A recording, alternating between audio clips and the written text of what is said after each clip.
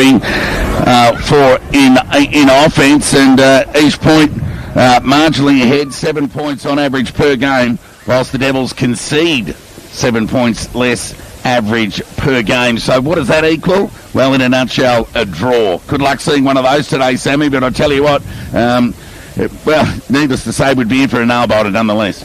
Well, that's exactly it, Todd, and you look at, even the scoring at either end with both sides. At one end you've got Rodder, he kicked 56 goals in the home and away season, won the locker this year with Ryan Carter. Then you go to the other end and you've got, Jordan Johnson, 51 himself. Started the year with a house on fire. I mean, arguably when it comes to that Henderson medal race this year, he's going to be right up there just with how well he started the season. I mean, back to back best on grounds at one point. He had a terrific start, and with 51 goals just shows how much of an important player he's going to be this afternoon, even though there's a little bit of word going around he's carrying a slight ankle complaint, and that has hampered him in the week, but playing, and that's the most important thing for East Point fans. If you've just joined us via Apple 98.5 FM, the news to break, of course, no Brett Bewley today for Darley. And Sammy, you were at East Point versus Melton in that most memorable 14-goal third term from the Bloods. Geordie Johnston played in that game, and that was the game that he went down with that ankle injury. And it's been reported during the week that he did suffer some ankle or ligament damage. So I don't anticipate he's going to be 100%. It'll be interesting to see how deep forward he plays today. Well, that's the thing, Todd. I mean, in the second half of that game, the beauty of Geordie has always been his motive to get up the ground and then basically get his defender on the way back. So he was very hampered, couldn't really leap forward 50, and when that avalanche of 14 goals, the natural thing would have always been to put their marquee high flyer and Geordie Johnson behind the footy to clunk a few in defence, but he just couldn't get any weight on that ankle really, and couldn't get any power through the contest. So they couldn't stop the bleeding, and on a day like today as well, perfect for footy. If Darley can get the ball out of the middle with their likely sorts of Lance and Baker, and Rodder can actually get some separation inside forward 50, doesn't have 6 blokes hanging off him, it could be a really good contest, because obviously we know about the issues that East Point have had inside their back six this year, basically stopping high scores in short periods of time. Yeah, the grounds in Super Nick, sunny skies overhead. It's a terrific winter's day here in Ballarat, albeit a couple of days shy of winter. The umpires have entered the ground. Darley just going through their warm-ups at the moment. We're still to wait for East Point to grace us with their presence. And before we go to a break and welcome the rest of the crew this afternoon, Matty Johnson, not named in the side on Thursday night online. I'm not sure whether they were playing funny buggers, but he'd been reinstated, but a bit of investigation post the Thursday night selection.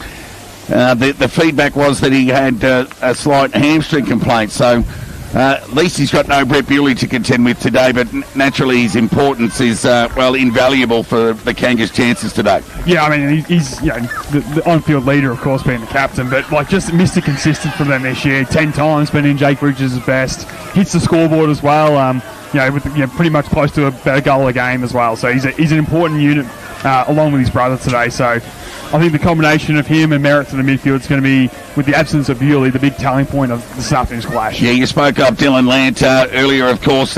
He's 8 games. Darley has 7 wins and 1 loss. And unfortunately for the Devils, that 1 loss that Dylan Lant did suffer was against East Point, and happened to be in Ballarat at Eastern Oval back in round 9 when the Devils were first up after a 21-day break. They went down by 33 points after leading by 10 at the half, whilst they got on the rebound in round 15. Darley defeated East Point by 30 points. So there's nothing in it. The forward says 7 points by East, and the defence says 7 points to the Devils. So the numbers are tipping in a draw. So stick with us right throughout this afternoon on Apple 98.5 FM and via the Vision, thanks to Red Onion and the Clutch TV app. A break and back with the big one, the elimination final, live from City Oval.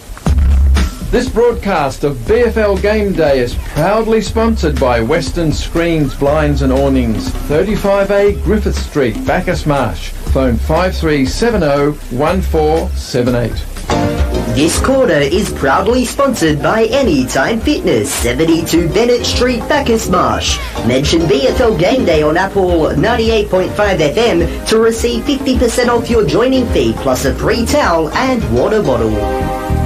Community radio made in Bacchus Marsh. Apple 98.5 FM. Ferguson Player Bakehouse, 151A Main Street, for all your hot and cold pastries, sweets, teas and coffees, cold drinks and specialty cakes for all occasions, made to order or choose from the range on display. Under current conditions, dine-in COVID-safe rules apply and masks must be worn in the store. Phone 5367 7077 to place an order or book a table. Ferguson Player is a proud sponsor of Apple 98.5 FM. Jeff Jones Plants and Produce for all your fresh fruit and veggies. All summer produce available. Stone fruit, mangoes, apricots, nectarines, plums and of course their magnificent strawberries and cherries. All year round they have seedlings, potting mix and manure. Come and meet their friendly staff and savour the fresh fruit and vegetables. Jeff Jones Plants and Produce, 388 The Avenue of Honour in Bacchus Marsh, a proud sponsor of Apple 98.5 FM.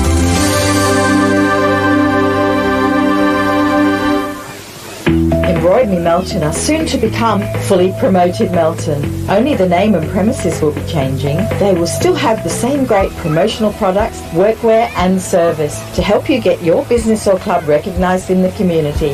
Embroidery Melton help Apple 98.5 FM become fully promoted and can do the same for you. Call Frank on 9743 2550, proud sponsor of this station. Welcome back to City Oval ahead of the elimination final between Darley and East Point, 4th v 5th. Earlier games completed today. Sunbury defeated Darley in the under-19s and East Point downed North Ballarat in the reserves.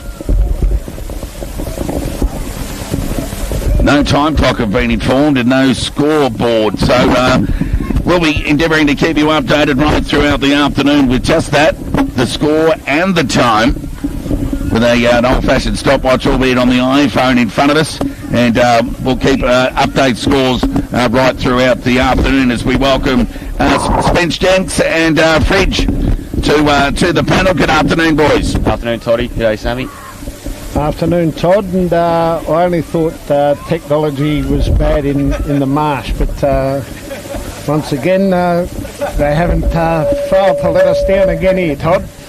Yeah, looking forward to a ripper though, Fridge. What are you looking forward to seeing this afternoon, Spence? I've just quickly noticed, Toddy, that Matty Johnson led the East Point boys out, so there would have been a sigh of relief for the East fans here. But yeah, without Brett Bewley, I'm hoping that the Devils can put up a good fight. I mean, the likes of Lant and Baker have been really good for the Devils, so although without Bewley they're going to give it a good fight, and we've got a beautiful day for finals footy here at the City Oval, and yeah, really excited by it. So we'll get a tip from you, Spence, before the players disperse to either end. Yeah, I went Darley on the presser at Wednesday night, but without Bewley I'm going to swing back to East Point. Fridge? Yeah, massive loss for the Devils in Bewley being out of the side, Todd, but look, Baker and Lant, they're A-graders, and they'll step up to the plate, and I really do believe that it'll be one at either end, Todd, and I'm going to stick with Darley. The Geordie Johnson matchup's an interesting one. Duncan Cadman had the job at their first meet in round 9, where Johnson got off the leash and kicked 9 goals to be the difference in the end. Well, the matchup did change at Darley Park, and Mace Cousins was given the duties, and while Geordie Johnson was a bit errant on goal, he did keep the star of the show, be it JJ, to just the one. Sammy, do you imagine Mace Cousins will get a crack at him first up? Yeah, I'd say after his good performance last time around, they'll go with that as the early first crack. I mean, the reality is with a guy like Geordie Johnson is you've got to be wary about his ability in the air, but also he's pretty fleet-footed around the ground. So and he's going, even with that ankle complaint that he's carrying, he'll still do his best to get up and down the ground as much as possible. So that's the thing you've got to be really careful about with Geordie, because he's a high runner, so you can't necessarily put a lockdown defender on him because he'll burn him up the ground. So yeah, Cousins for mine is the natural first selection. No real breeze to speak of at either end, Spence. Both games earlier on today saw sides being able to score at both ends. The start all important. You don't want to be playing catch up in finals. No, well, it makes for an even contest, Toddy, with the beautiful conditions we've got here at the City Oval, and obviously Redan's home ground, and Jarrett Giampolo said that they didn't really train on it in their last round of the season. Obviously they missed out on finals, so it's in pretty good condition. Looking here from inside behind the glass here, Toddy, and like you said, an early start, it will be too hard to catch up, I think, because there's no wind to favour to get you back into the game, and that'll be the key, I think, for the Devils to start well and then put East under the pump. Otherwise, if East start well, it might be a big mountain to climb. Yeah, big effort, heavily reliant on Nick Rodder on the goal front. The Devils, he leads the way with 56 goals, and it really is a drop off the cliff to the next best with no Bewley in the team. Andy Azzopardi has 14 and Dylan Lant 12 from his 8 games. But they've been a little bit more encouraging forward of centre, the Devils, in recent weeks, Fridge, and no doubt they'll be hoping for some contributions from their small forwards today. Yeah, absolutely. Their focal point is Rodder, and obviously, but look, I believe it gives the others a chance that the smaller forwards to be able to step up. Well, there could be two or three that fly with Rodder in defence with East Point, and just frees up those small forwards to get that opportunity to kick goals and enable to help Rodder, with scoring goals, Todd. All right, guys, both teams, as mentioned, are on the ground. We're not far off a start here to get play underway. This broadcast we'll be back of straight after this break. Day is proudly sponsored by Western Screens, Blinds and Awnings, 35A Griffith Street, Bacchus Marsh. Phone 53701478.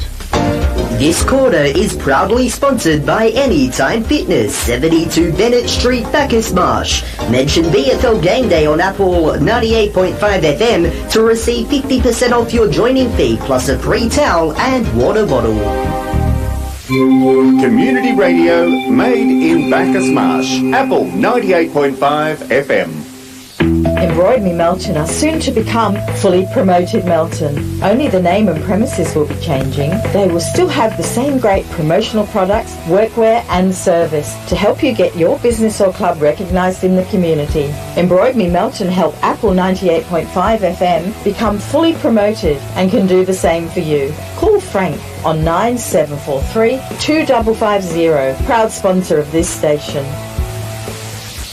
Ferguson Player Bakehouse, 151A Main Street, for all your hot and cold pastries, sweets, teas and coffees, cold drinks and specialty cakes for all occasions, made to order or choose from their range on display. Under current conditions, dine-in COVID-safe rules apply and masks must be worn in the store. Phone 5367 7077 to place an order or book a table. Ferguson Player is a proud sponsor of Apple 98.5 FM.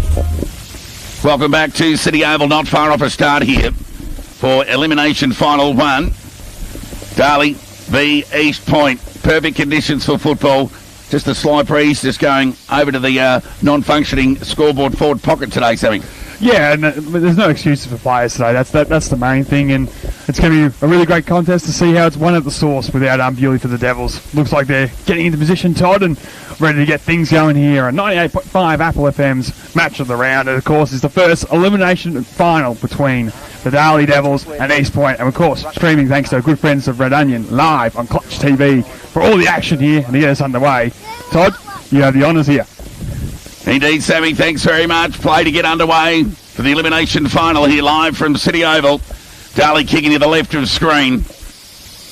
East Point to the scoreboard end. Here's the ball up, played away. First tap to Van Meel. Ball at ground level. Lant in and under first. First all-important possession, crucial. Young goes crashing through for the Devils. But typical finals fashion, there's an early stoppage. There's the anxiety and anticipation of players. It's bees to a honeypot. Van Meel again with the quick tap. Ball at ground level and again a repeat stoppage. So Darley kicking to the left of screen in this opening term. Ball up. Tap won by Tanner. Hurry kick across the body. First kick of the afternoon to Rodder Moronis. Cousins held without it. The umpire called play on. Quick answer. Marr got it over to Cairns. Long shot on goal for East Point. Goes off to the left. Missed everything out of bounds on the full first forward 50 entry of the day to the Kangas. You mentioned Mace Cousins, Toddy, and he's got the job on Geordie Johnston to start, and young Bailey Young has started on Matty Johnston, Geordie's brother, so two of the two Johnston brothers, probably the two most important players for East, and it's Young and Cousins to have the first crack. Leonard brought back in, found its way to Brett, with the left side, nice pass, and now the Devils look to come transition towards the broadcast side. Nice ball, should find Bewley. He marks, gives it to the running man, and here you go, the Devils through Ward. Sends a long thumping ball for the first time inside 50. 1-on-1 contest for right of the reach up, take the mark. Couldn't quite bring it down. Nice tackle in defence there by East Point. We'll lock things up 35 from goal. Fridge, couple of matchups. Rodder with Dallas Martin and Baker on Mika. Devils deep into attack. Forward 50 apiece here early on. There's the tap. Only as far as well. Nesta just got hustled out of it. Somehow fell back in Rick's hands, dispossessed. Bailey Young with a pot shot at the goals. And off to the left for a minor score. First score of the afternoon. Darley 1 behind. Lead East Point, no score. Merritt's going to bring the kicking duties here. Something that he's done at times in season 2022. Going to be coaching the Kangas in 2023 too, something. Of course, taken over from Jake Bridges, who's got a couple of premierships and is trying to get number 3. Merritt will come back towards the broadcast side. High ball. Johnson will be the natural fry from the side. Won't get there though. Young plonked himself to that one. Couldn't bring it down. Ratomo owners looking for Taylor. Just knocked to his own advantage in the end. That was good by Taylor. Good tackle by Bewley coming through though. Held him up in the contest. Tillman overran it. Bewley goes again. Quick kick by Lance. Inside 50. Bouncing ball for the East Point defence to deal with. Rodder trailing Martin there. Picks it up, gets away, and in the end just turns on the afterburners. Kick wasn't great coming out of the defence. Canny out to meet this one. Heavily confronted at centre-half back, and a stoppage will ensue here.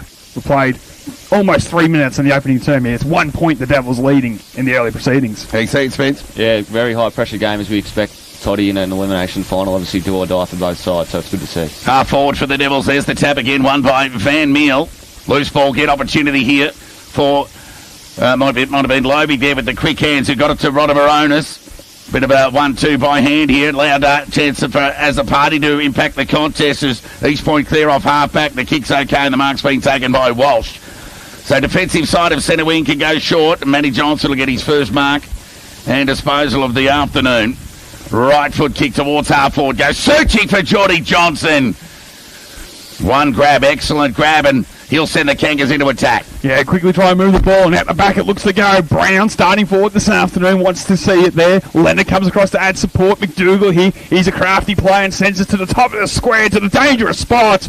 And right place, right time. Jesse Cairns marks 20 out directly in front and should go back and kick the first goal of the elimination final. Smart footy there, not wanting to blaze away. Looked, centred it and found the right result. So Cairns, since coming back into the side after a stint in reserves, has been uber consistent in the midfield for East Point and starts the elimination final in not expected fashion. Minor score across the face of goal. It's 1 point apiece here. Important to take the opportunities, especially early in the final, so Jesse Cairns will be disappointed with that. He's still young enough to be in the under-19, so that would have been good for his confidence in early goal, but nevertheless it's a behind, and Darley will look to transition from the back line. Point apiece here, opening minutes. Been playing near 4.5 minutes in this opening term. Scores level, but numbers living up to expectation early, Sammy. Yeah, very well said, Todd. We knew it was going to be a game of inches as Brett looks to go long to the outer side on this occasion with a long ball. Got a nice roost on in there. Forced to spoil there was Bilney. Fall the pack here. East Point have the numbers and send it inside 50. Opportunity for maybe Brown at the front, but the kick had a bit more altitude on than he expected. Balls the deck. Ratomo owners coming through. Handball in the Nesta direction. Baker circling for Darley. In dispute, the Devils want to hold this up and lock it inside the fence 50. That's strength by Ratomo on full display again. Cut up by Land. His kick was only a scrubby kick towards Cairns. Sends it back towards the top of the square. Cousins went without it. Dougal, hands free, but umpires picked out a free kick, which I think was there, wasn't it, Spence? Definitely there, that one. Mace Cousins, he's a smart footballer, Mace, and he's going to have a big job on Geordie Johnston, and it's a good start for him. Important early touch for Mace Cousins, good for the confidence, so he'll go with that sweeping left boot towards half back. Oh, hot contest there presented. There was Angwin, knocked the ball to ground, foot race on in earnest here to the outer side centre wing before the ball bounced end on in over the line for a boundary throw in. So still got a player down there at over the other side of the ground. Well, he met Angwin's force with a heap of it, Todd, and he's a bit ginger, that fella. As East Point now can come through the midfield. Opportunity for Tillman, go back to his natural left side towards the half-forward line. Maybe showed a bit too much of it. And flying from the side, Ward takes a lovely mark for the Darley Devils. And they can look to load up. wants to continue to go to the outer side. Young presents, marks centre wing, and transition handball's a good one. Opportunity for Page. He'll go inside 50 with the kick. Bilney from the side, and it's always great to see Clay Bilney back in that senior line. I've been hampered over injuries throughout the journey since making his debut back in 2016, but every time he puts on that East Point jumper, he's uber consistent. Spoils that one out of play. Boundary throw-in, 55 metres out from the Darley goal. Tap one by Van Meel, knocked it boundary side, only as far as Page. He gathered, conceded ground by hand to Baker, who went in. Poor to Lahure, quick hands, okay, but did put his man under the pump. Going forward now was Lawler, but was a poor kick. Rodder had two to beat, one in front, one behind. This was enough for him to enforce the tackle. And there'll be a ball up 45 metres out from the Darley goal. So just a point apiece here. Near 7 minutes gone opening term. Ball up. Tap. One by Angwin. Went to Baker. Hurried kick forward to the top of the square. Collie at the back. Couldn't impact as the ball just plugged. In come the reinforcements for East Point. Taylor just one grab, picked it up and just threw it onto the boot and found safety at the boundary line. Over the line for a boundary throw-in. 50 metres around from the Darley goal. How are you seeing it, Fridge? The settle of the side, there's a bit of a rush play, and I don't think both sides have just settled just yet, Todd. Played 7 minutes now in the opening term. Tanner takes front position here. Knocked it down into the Lant direction. Baker circling onto that left side. Land breaks into the pocket from the impossible angle, just centres it to the top of the square. Couple East Point defenders collide and just get the big spoil out of there. Van Leek from the side, couldn't pick this one up. Off the deck went Taylor, just gaining vital territory at this point as the foot race is on the outer side. Cadman leads the race, has Bretton's support as well. Got a nice shepherd by Brett. He goes over the top in that direction, although it wasn't clean by the Devils, just haven't settled as well as they would have liked, and a little bit nervy, but here's a chance on the outer side. Try and pick it up there, but a good tackle applied by Tillman. Ball still in a speed, hot footy on the outside. Ward, quick kick, off the deck went Page. Will go inside 50, Angwin out bodied by Bilney. And Bilney comes away with it, sends a thumping ball back where it came from. Diving back, almost the inspirational mark to Cadman, but hits the turf. Brown steps inside, found his way to Taylor, back to Brown, hot footy, as we've said. Mace cousins from the sides, jumped on by a couple, and in the end we'll get a stoppage, a true centre forward. Pressure's enormous at the start of this one, Sammy. Darley haven't been able to have a clean inside 50, just purely based on the fact that East pressure is so high. Some good forward pressure from the Devils nonetheless. There'll be a ball up here on half forward. Give that tap to Tanner. Through traffic, Baker bailed up. And there'll be a stoppage on true half forward here. Outer side of the ground. Low scoring affair here at City Oval. It's a point apiece. So Tanner and Van Meel, they'll be familiar with one another. They've taken on each other 3 times in the last 10 weeks. Merritt with a searching hand pass was meant for low. Big tackle taken to the ground by Van Leith. And the umpires rewarded the youngster. And Van Leith will go back and have a shot on goal. 40 metres out. Believe he's still an under-19 player. No, he's done. He's cooked. He's over age and every bit legitimate here in the open age. And Van Leith for the first deliberate set shot on goal for the Devils. Leans back on the kick as he got the distance. Rodder likes it. So does the goal umpire. And Darley get the first of the afternoon via Trey Van Leith. And the Devils, they're 1-7. They lead East Point, one behind. Just young Lovick there, I think, trying to take on too many, and Van Leith come in with the tackle from behind and affected the holding the ball and went back and kicked a nice goal. In the end, after 10 minutes, it was the Devils that settled first. Opening goal of the game here on 98.5 Apple FM's Match of the Round. Thanks to our good friends at Red Onion Creative for streaming it all live on Clutch TV this afternoon. The first elimination final back underway here at the City Oval. Tanner wrapped in a tackle, but a dumping tackle and a sling tackle, Todd. Saw a few on yesterday's game. Umpires been consistent throughout the elimination final series so far with that.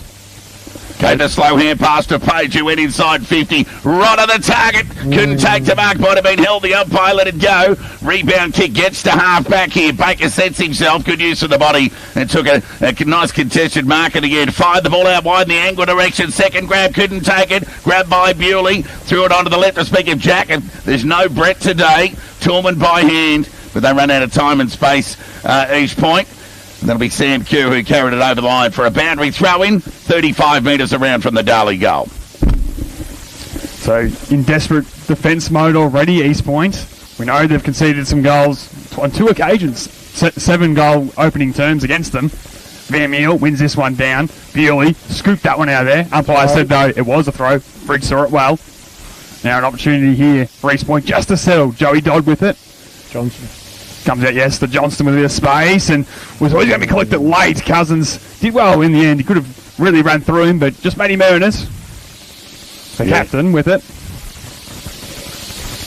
So Matty Johnson off halfback will go along the line. Chance here for McDougall. Couldn't take the mark. Ball at ground level. Shark by Cairns, who started well. Open forward line. Water the back needs to be good here. Couldn't take the mark. Second effort okay. Wheeled back onto the left boot. High up and under kick gets the Devils out of trouble momentarily. It's a fly on the football. Matty Johnson couldn't take the mark. Cairns again. Got it to Johnson, who kicked the ball into Duncan Cabin. Ricocheted off his thigh and went over the line for a boundary throw-in. 65 metres around from the East Point goal. Better transition though by East Point. I think down the line in the air today, they got the advantage against the Devils. I think they just go back their high flyers in at all costs as we're back underway here with Van Meel winging it down to Johnston, who's just starting to work himself into the contest, but stolen there by the Devils. The quick kick forward, not paid the mark for sliding, was cued. Johnson asked the question for not making a genuine attempt, and the question was well deserved and asked. Free kick the way of the Devils through centre wing here at the City Oval. Goes inside 50. Rodder arrives late, bounces off his chest, and now Billany hits the turf. High ball out of the fence. Johnson with the fist, sends it back to where it came from. Cairns has been lively, off the Dodd, looks through the corridor. In the end, can take a bounce to centre half back. Bumping kick towards the leading man, which is Walsh. Even for the top end talent here at City Oval. Tap one by Van Meel. Hurried kick out of the congestion from Nesta, got to the attacking 50. Walsh presented, didn't take the mark. The gather was clean from Canning, who got it over to Jeffries, the racehorse. Might have held onto it. He did. Shot on goal. Has he got it? Across the face through for a minor score. They pulled it back, I think, Todd. Yeah, for holding the ball. Yeah, just got a hand on him as he bounced the footy. So, yeah, I did think that, but Jeffries went on with it. And, well, he hasn't been penalised with 50.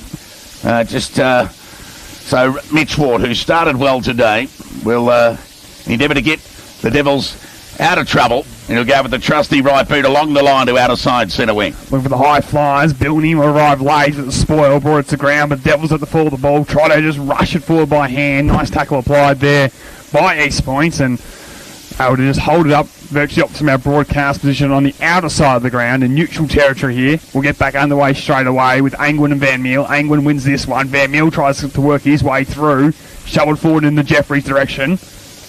Try to get in the afterburners in there. Got just a little boot lace to that one. Wasn't pinned on the ball. Ward's able to rush it over the line, and we'll get a ball in now and half forward for East Point. We've played 14 and a half minutes in this one here at the City Oval.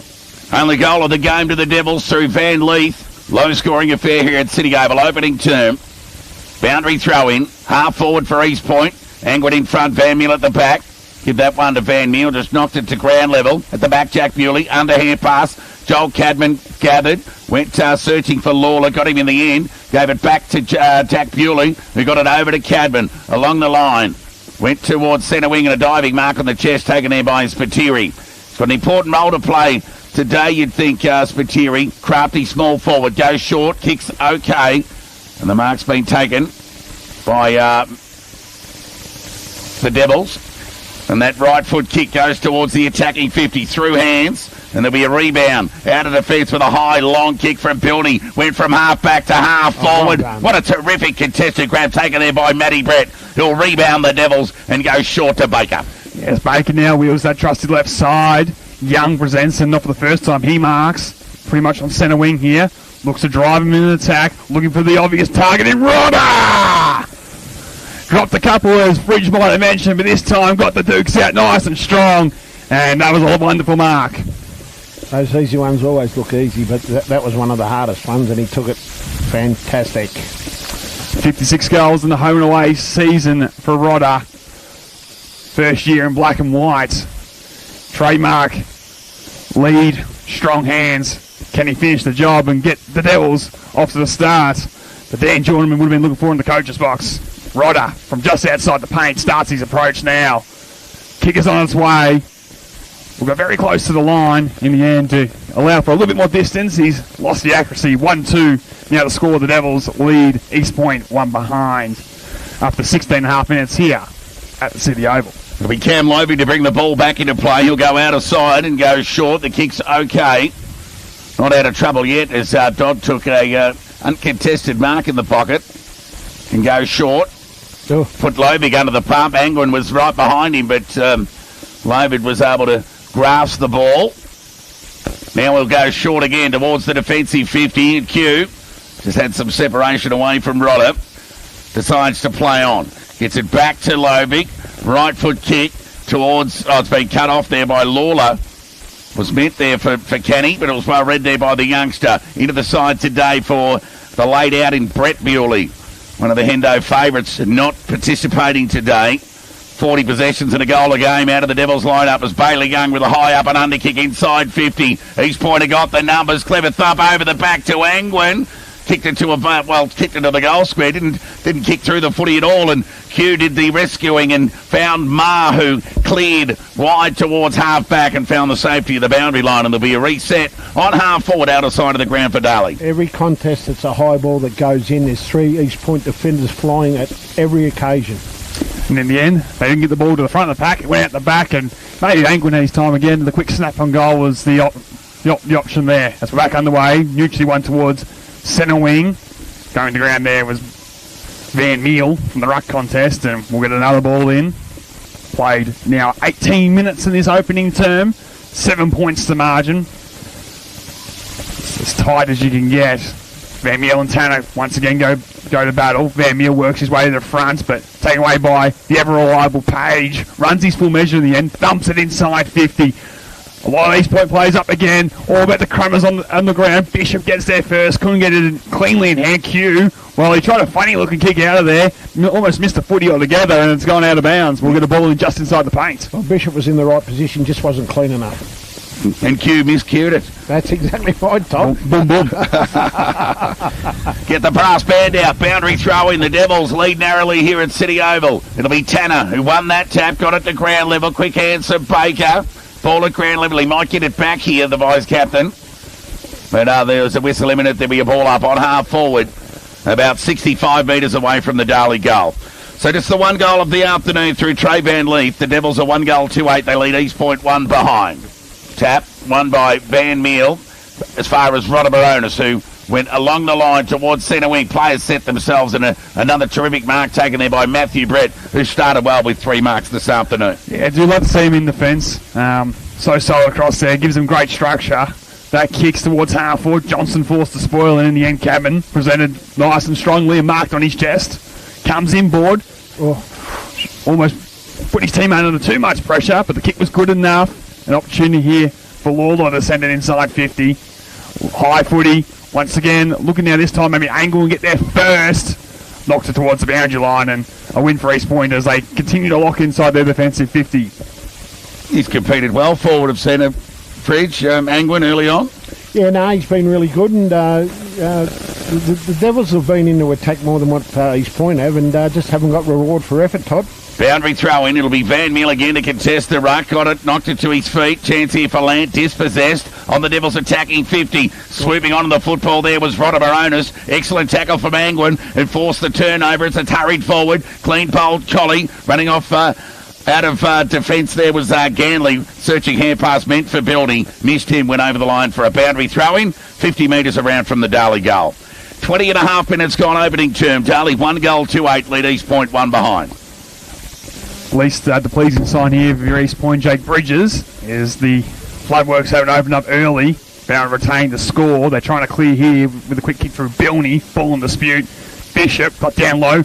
Clever little kick towards the pocket. Merritt elects to keep this in. Comes back inside the Gangley. Although I thought by trying to elect to keep it in, he could not do so. And now another stoppage inside 50. Played 21 minutes in this opening term. 7 points the margin. All the attacking being down here to left the screen in Darley's forward 50. Opportunity now for Toolman. Steps around one whoopie tackler towards the pocket, and Merritt just got a hurry kick out of the fence this time, and we'll get another ball in from the East Point coach's box.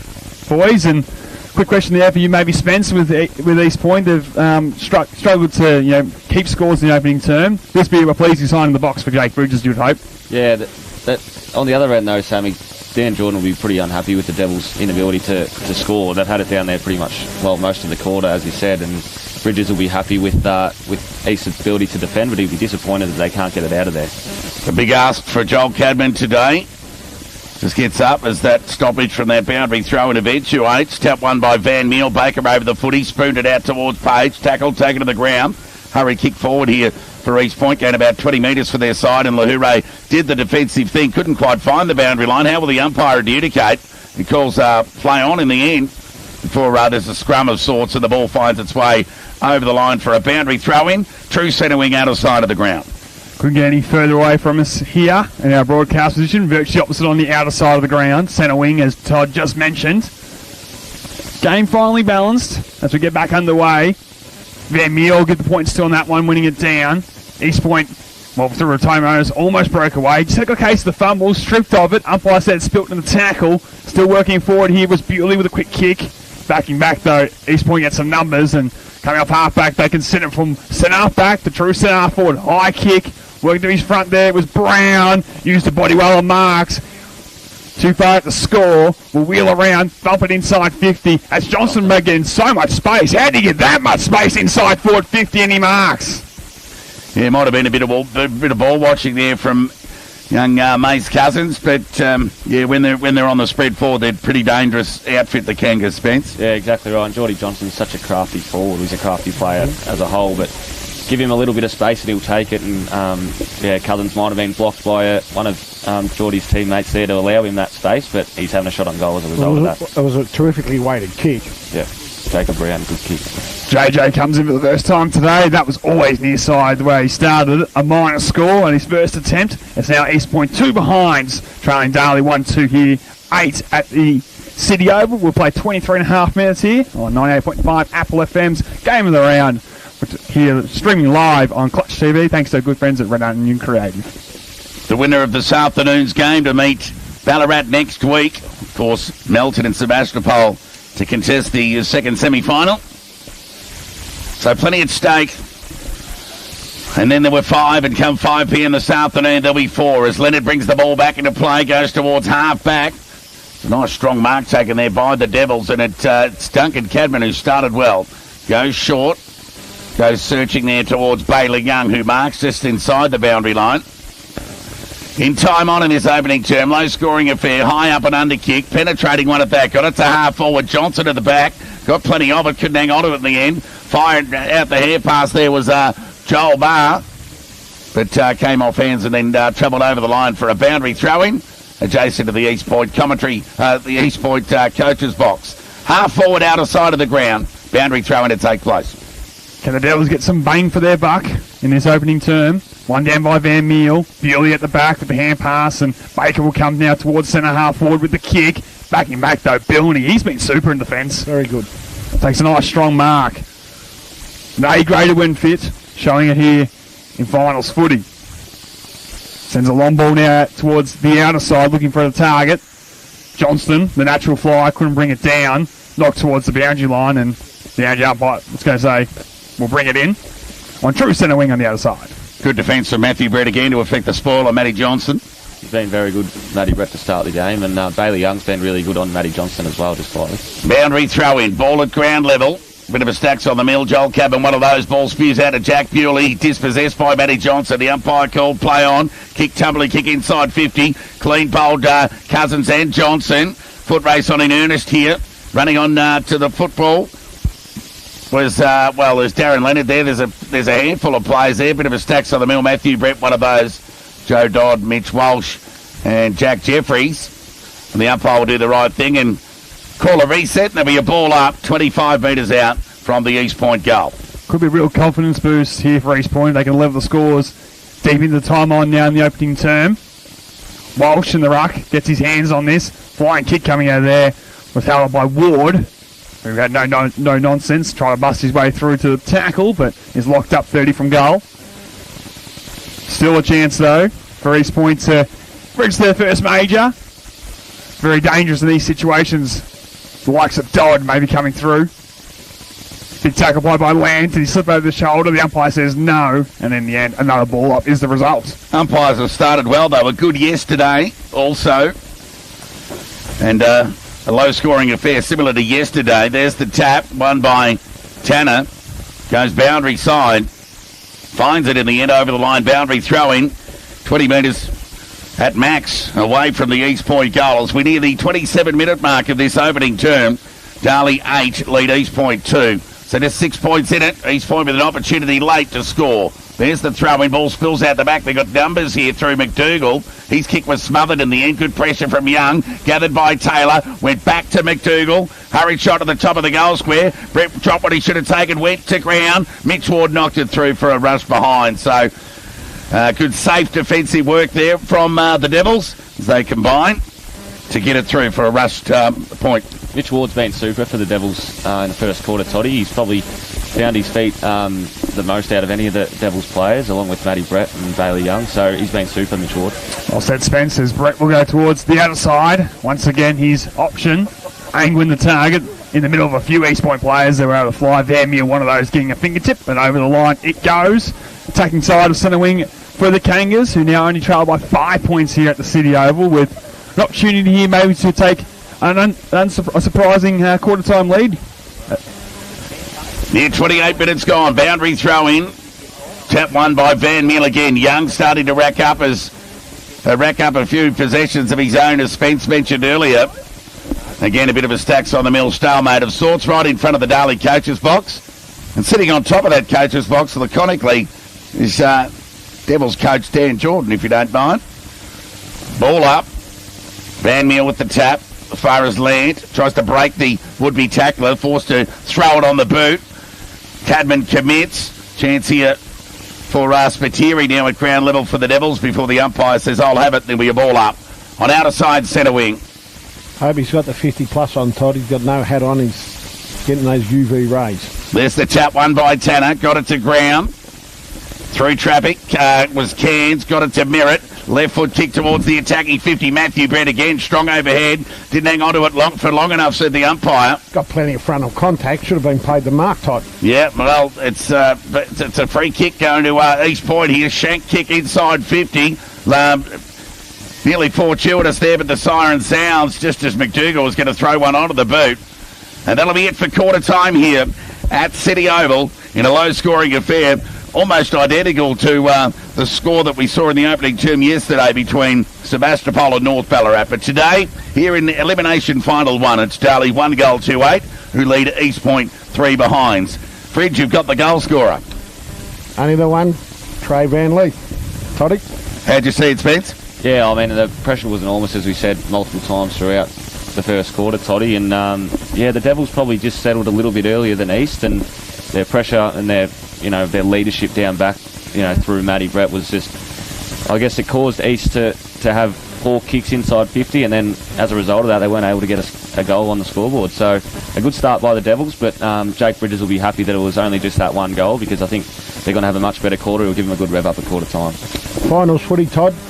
No free-flowing stuff. It's just an arm wrestle at this point of time. This first quarter's just been an absolute arm wrestle, and Jordan be happy with the pressure around the contest. Probably the amount of times that they've gone forward, Darley, they haven't been able to get that reward. A couple of marks to Rodder that he dropped that he should have taken, would have, within 20-25 metres, probably would have capitalised on them. Bridges, his defenders have been excellent. Probably looking a bit more from his mids. They've been a little bit quiet. The blokes of Darley have done a pretty good job on them blokes at the moment.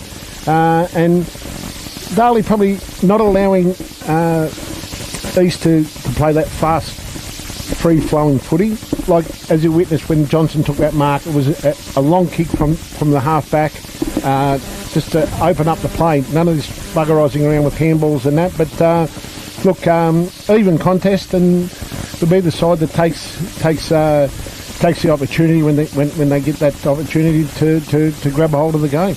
Elimination final quarter time here at City Oval. Darley 1 goal 2-8. They lead East Point 3 behinds. We'll take a break. Back with the second quarter action in around 5 minutes' time. Rustel Proprietary Limited. Phone 0419 568 635. Stop for quality and service for your side cut. Phone the top man Graham Gillespie at Rusdell for prompt and expert service. Proud sponsor Apple 98.5 FM. Stockdale and Lego means real estate because your success is our business. Take a look at our station sponsor website www.stockdaleandlego.com/Bacchusmarsh and like our Facebook page to keep up to date with new listings, open for inspections and rental availabilities. Stockdale and Lego, we are here for you. Proud sponsor of Apple 98.5 FM. I want you to inspire me, and I want to inspire you this football season with our high quality, locally grown meat. Hop online or give us a call on 5368 117 or come in store and we will deliver to you free of charge this football season. Proud sponsors of this station, the Land Local Butcher. HFT Water Solutions, where your waste is our solution. Proud sponsor of BFL Game Day. Apple 98.5 FM, connecting you to your community. Jeff Jones Plants and Produce for all your fresh fruit and veggies. All summer produce available. Stone fruit, mangoes, apricots, nectarines, plums and of course their magnificent strawberries and cherries. All year round they have seedlings, potting mix and manure. Come and meet their friendly staff and savour the fresh fruit and vegetables. Jeff Jones Plants and Produce, 388 The Avenue of Honour in Bacchus Marsh, a proud sponsor of Apple 98.5 FM.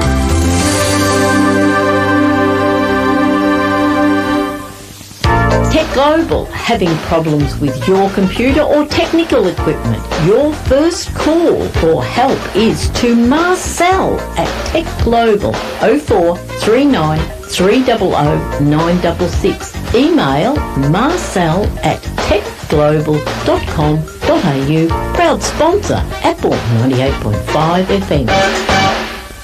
Hello, it's Chris from the Salvos. Join us every Sunday morning at 8 for Light and Life, where we look at issues that face each of us in our daily lives. We hear encouraging stories from people who found freedom from destructive behaviour, and we have special guests who are experts in their field to help us find freedom from whatever's holding us back in our life. Freedom from addictions, freedom from poor self-esteem, freedom to make us the people we really want to be. Light and Life, every Sunday morning at 8, right here on 98.5 Apple FM.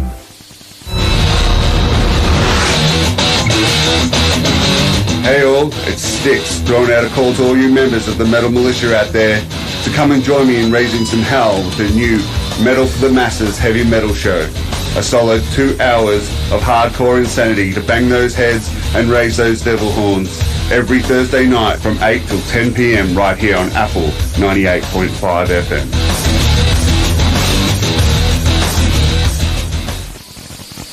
Ferguson Player Bakehouse, 151A Main Street, for all your hot and cold pastries, sweets, teas and coffees, cold drinks and specialty cakes for all occasions, made to order or choose from their range on display. Under current conditions, dine-in COVID-safe rules apply and masks must be worn in the store. Phone 5367 7077 to place an order or book a table. Ferguson Player is a proud sponsor of Apple 98.5 FM.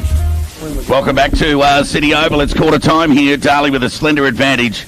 Not much to speak of on the goal front. They're just 1 goal, 2-8. They lead East Point 3 behinds. Sammy Young, Spence Jenks and Fridge Freeman joining us on the broadcast this afternoon.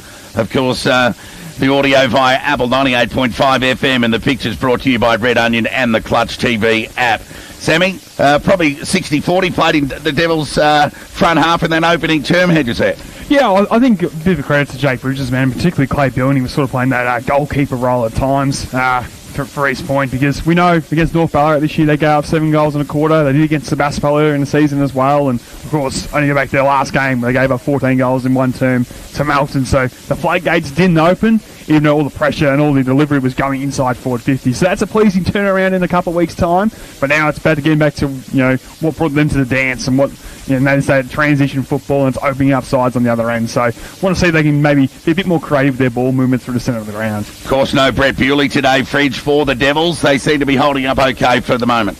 Yeah, I think they're on top of the mids of East Point at this particular point of time, Todd, and Bridges would be wanting to get a bit more out of Johnson and Mika out of that middle. How's the Geordie Johnson Mace Cousins match-up going, Spence? Yeah, we saw Geordie Johnson get on the end of an uncontested mark just inside forward 50 in the pocket there at one stage. But, I mean, the pressure from the Devils going inside 50 for East has been really high, so it's hard for Geordie to, I suppose, get off the leash. And Cousins is doing a fantastic job so far, and he's got an arm across at all occasions, other than that one mark that Geordie took in the pocket. So, yeah, it's a good match-up. And the other one with Bailey Young and Matty Johnson, I think Bailey Young's right on top there. And, Bridges will want his skipper to stand up in the second quarter here. Yeah, looking forward to a few more goals in this second quarter, Sammy, to open the game up. Yeah, it's tail-tape to the second elimination final that we saw yesterday between Sebastian North. It was a real arm wrestler early, and then after half-time, both sides were done with feeling each other out and really could hit the scoreboard. But like at the Eastern Oval, here at the City Oval, it's a healthy crowd. It's a beautiful day for footy, and hopefully we'll get a perfect start in the second term to get things going. Well, I couldn't get a goal out of the opening bound, so you can take it away in this second quarter, Sammy. We're back underway here to start the second term. Young coming through. Couldn't quite gather. Goes the second time, there's Bailey Young. Quick kick will go towards half forward. Opportunity here for Cameron to get boots the ball. Tough foot to be won. Big tackle applied there by East Point and by Taylor to lock things up at centre back. And 15 seconds gone in the second term, and just neutrally moved forward by the Devils to true centre half forward. There's the ball up. Tap won by Van Meel. Going about 10 metres to his side. Cairns went the soccer, going about 20. Gets beyond the middle of the ground. Walsh's tackle taken to the ground by Lennon. Good defensive pressure, but they're out here. Chance here for McDougall. Gave it to the running Nesta. He's on his non-preferred, but elected to go with the right boot. Went out in the direction of Johnson. Cousins did well. Had boundary line on his side. Found it. And there'll be a boundary throw in 20 metres around from the East Point goal. Just kept harassing there, Cousins. Just that body contact has just worried him out of that contest.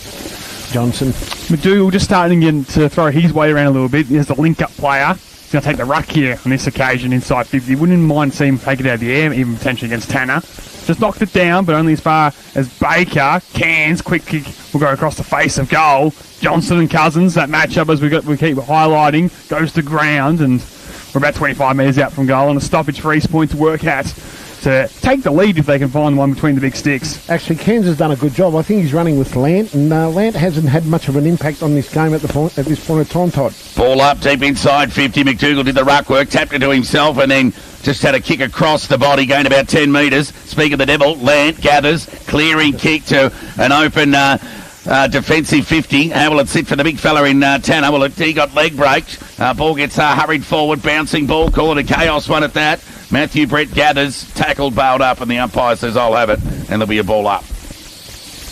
Still 2 minutes gone now in this second term. 5 points, still the quarter-time margin remaining. But East Point want to have something to say about it as we're back underway. McDougall doing the ruck work, wins it down. Bewley at the back, brought to ground there by Johnston, and another stoppage. This very contested football-style game at the minute. True finals action, hot footy, arm wrestle. Only inches in it. We knew it was going to be an even contest, and it's delivering this afternoon at the City Oval. Back underway, Leonard this time. I'll give the points to. Quick kick by Canny straight up in the air. Bewley is going to be paid the mark. Yes, the umpire says it did go to require 15. Went that as high. And Bewley will have it in the fullback position. We're strong under the contest. Jack Bewley, so he goes to the outer side of the ground. Found Joel Cadman on a lead, who came up, presented, took a mark on the defensive 50. So Joel Cadman with ball in hand. We'll weigh up the options and go along the line towards outer side centre wing. Chance here for Tanner. Doing the sharking there was Bailey Young before he was dispossessed, and the ball went over the line for a boundary throw-in. Virtually opposite from our broadcast position now on true centre wing on the outer side. We get action back underway here. The first elimination final between the Darley Devils and East Point. Tanner wins this one down. On hands and knees, Merritt shoved it in the hand pass. More in hope than anything. Devils get around it as Baker sends it to half forward. In front, dropping the mark there was Cadman. Still might open up there for Angwin. He couldn't quite get it off the deck. Went Bilney straight to the boundary line. Umpire says throw it in. I think it was in some high levels of footy that would have been deemed insufficient attempt to keep the ball in play, but this competition they have to say, let's throw it in between half forward and centre wing on the other side. That's only when the umpires want attention, Sammy. Boundary throw in. Van Meel at the back. Tanner in front. Tanner collapsed in front. He might get the free kick here, the pencil. He will. So he'll have an opportunity on half forward. He plays on. Right foot kick inside 50. Players set themselves. Spiteri in front. Couldn't take the mark. Loose ball opportunity here. Ball at ground level. Just thrown out of the contest there was Spiteri. For the umpire will come in and effect a ball up. Some 35 metres out from the Darley goal. All matchups have stayed the same as they were in the first quarter, Toddy. Right, I can do some ruck work on this occasion. Wins it down. East Point might get the clearance though. Marr with it now. Tries to shove in a hand pass and the quick kick from Johnston will clear defensive 50. Ward backing back. Elected to let it hit the ground. Then just slap it forward to where he had heard the voice of Young. Probably had a bit too much on it as Johnston comes from the side. Was caught and gone. Good tackle. Fantastic, Bailey Young. And 50. And this will bring him to scoring range. Quick kick after it. And he'll be kicking towards the Darley under-19 boys sitting on the utes behind the goals there, so they'll get around him if he kicks this one, Bailey Young. We've said he's been terrific, winning the head-to-head matchup against Matty Johnston. And watch the reaction from the Devils players if he can split the middle here and extend Darley's lead here at the City Oval. Young to line up from 35 on about a 45-degree angle, if you don't mind. Start his approach. I think the crowd will do the work for me here at the 5.5 minute mark of the second term. Kick is on its way. Yes. The crowd does the work nicely. It's through the big sticks. And the second goal of the first elimination final has come at the 5.5 minute mark of the second term through Bailey Young. It is 2 goals, 2-14. Darley leading East Point 3 behind. Well, reward for effort, chased, tackle, harassed Johnson and won the free kick and then got the 50-metre penalty and amazing what a VFL pre-season can do for a player. Not an easy man to tackle, Johnson, so just a show of strength there from Bailey Young. So he gets his first, Darley get their second. 2-2-14, Darley, lead East Point 3 points. Ball up, Mad Monday for the losers, a progression, a meeting with Ballarat for the winner. Rodimer Onus juggling the ball forward, couldn't gather. Ball spills out, Johnson caught one in the back, but the umpire let it go. Ganley by hand, got it to Tillman. Quick hands, release kick off beyond the attacking centre wing position for East Point. Keep knocking it forward, chance here for Johnson. Chips it over the top. Jacob Brown will take an uncontested mark. And he'll go back and have a shot on goal from 35 metres out. Had McDougall in the square, but would needed to have pushed back and taken a risk to find him in the end, Sammy.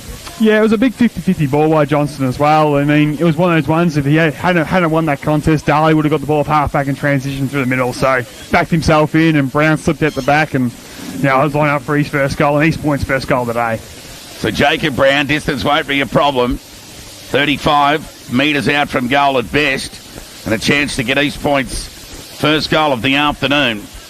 The best part of 7 minutes gone in this second term. It's off to the right, so far, in fact, it's missed everything out of bounds on the full. Spence said he'd see the opening couple of minutes. Yeah, well, Jacob Brown will be disappointed with that. He's such a quality talent for East Point, so to let that one go out of bounds on the full is a disappointing result. But, Darley probably started the quarter better again, it has to be said, Toddy, and they'll be looking to transition again through Matty Brett from the back pocket. Yeah, long ball out to the outer side.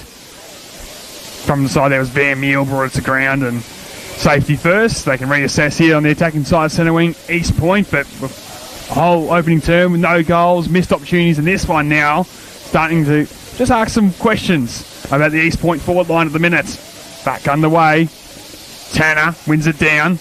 Page wheels that trusty ride. Off the inset, the kick wasn't perfect. An ugly one and a chaos ball to deal with for Gangley. Good enough, but left the ball behind. Could open the door for Darley to go the other way. Ball in dispute, quick kick there by East Point. Will go towards half forward. Bewley spoiled there to the side by Rotoma Onus. Take that as a win. Out position was the forward on that occasion. They can reassess at half forward, 55 from goal.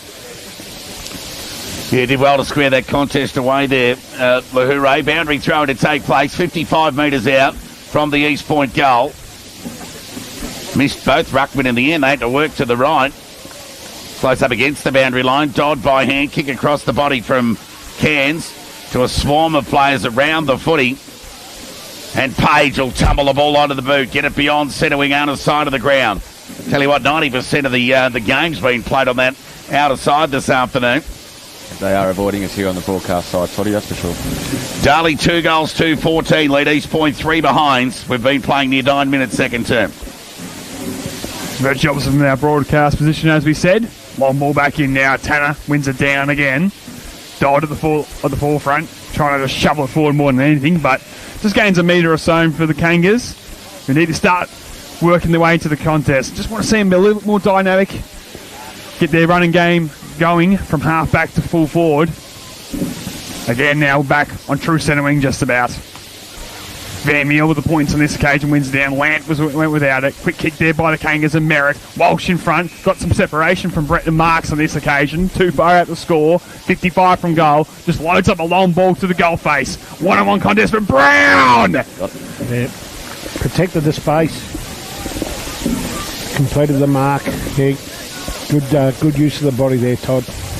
Yeah, very handy player overhead. Good footy smarts. And Jacob Brown with an opportunity to atone for that previous miss. Probably 10 or so metres closer than his previous attempt. That ended up out of bounds on the full.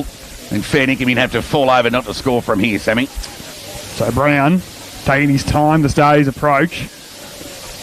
Kicked 10 goals this season. So knows where the big sticks are. And makes amends this time.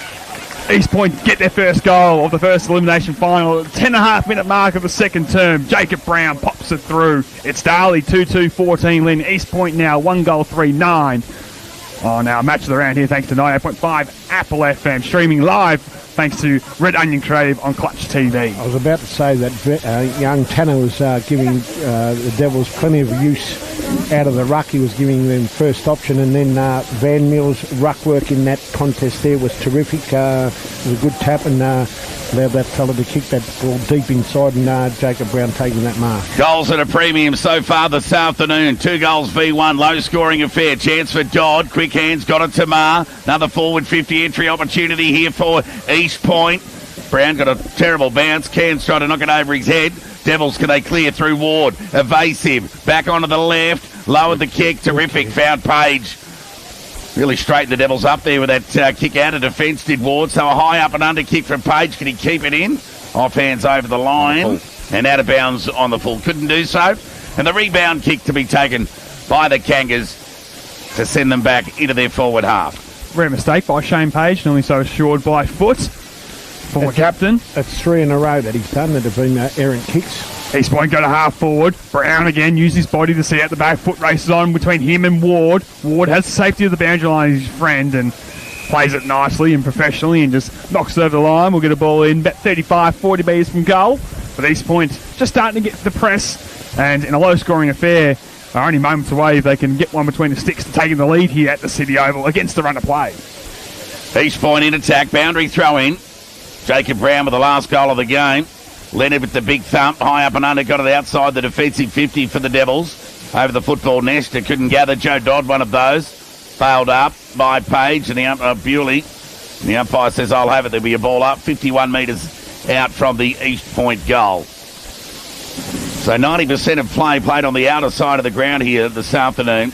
2 goals v1, the Devils lead. Snapped out of the congestion there by Marr, high up and under kick. Doesn't travel the required distance. Van Meel gathered and kicked across the body, and Jeffries has taken a mark in front of Lawler. And will have an opportunity to put the Kangas in front. Yeah, the mullet's got the footy, and that chaos ball that if your forwards are in front, 9 times out of 10, those chaos balls, if you're in front, you'll get it. Become a handy goal kicker for East Point. 15 goals in 12 games. After starting his senior footy career in defence, transitioned forward against the Devils back in about round 7 or 8 when they met. Hasn't looked back since. And now can put the Kangas in front. It's across the face, and lucky in the end to scrape through for a minor score. East Point wayward kicking early, 1 goal 4-10. Now Charles Darley 2-2-14 here at the City Oval. A couple of let-offs for the Devils early as the ball comes back into play. Mace Cousins takes an uncontested mark from that kick back into play. So he gets onto that left boot, tumbling awkward kick, made it hard for Ward, but he needed every bit of his cricketing skills to take that mark. Doesn't play like a player that's only played a handful of games, this fella. So Mitch Ward tips it over the top, put Joel Cadman under the pump. Pressure was good from Geordie Johnson, nearly been to hell without it at the end, but the umpire called play on. Ness had a weight of options, gave it a dot on the preferred left. In fact, went deep into attack, missed everything across the face and bounced over the line for a boundary throw-in, 15 metres around from the East Point goal. Again, a 50-50 opportunity there for the Kangas. And Dodd, uber consistent this year, 10 times in the best players for East Point. No vision. In 14 games, just didn't make the right choice. As off the footy, Darley playing, Catman's gone to the ground and it is on in the centre of the City Oval. Catman's still down. Rodder didn't like it, he came in and now they come from everywhere. It'll be a free kick to the Devils, you'd imagine, in the middle of the ground. Yeah, I saw that one happen, Sammy. I think it might have been Walsh that come up and just pretty much flattened Joel Cadman, or is it Joel out there with a bump? It is Joel. That was as simple as it was, a pretty heavy bump, but the Darley boys aren't happy, and Nick Rodder probably led from the front there and showed that you can't mess around with the Devils boys. They got each other's back, and they're showing that today. And Joel Cadman's a bit sore, but hopefully he's all right. A real momentum breaker too in this one, as East Point had a chance only moments ago to take the lead, and ball was inside 50 for them. They've done something silly and could cost them. These little moments in finals are massive. And I don't think yellow card coming. I'll look at it. Can only predict that will be the outcome. There it is. And there it is. Well picked up, Spence. Well, it's a long way to run to Decker, bloke. It's actually Dallas Martin by the looks. Yeah. So he might have been given the yellow card post that bump, unless you're sure it was Mitch Walsh. I think you're right. I think it was Dallas Martin. He sort of came from centre half back and he ran back after the incident, so it was Dallas Martin. I couldn't quite see there, but spot on with Dallas Martin. Well, it was Rodder's man, so he's seen the full view of it. Yep. And now the Devils come towards the broadcast side, which has been a nice change. Marked taken there by Lawler. Of course, the late inclusion for their captain and Bewley. Wants to go sideways this time, and happy to possess at this point. Cadman with it. That, of course, of the Duncan variety.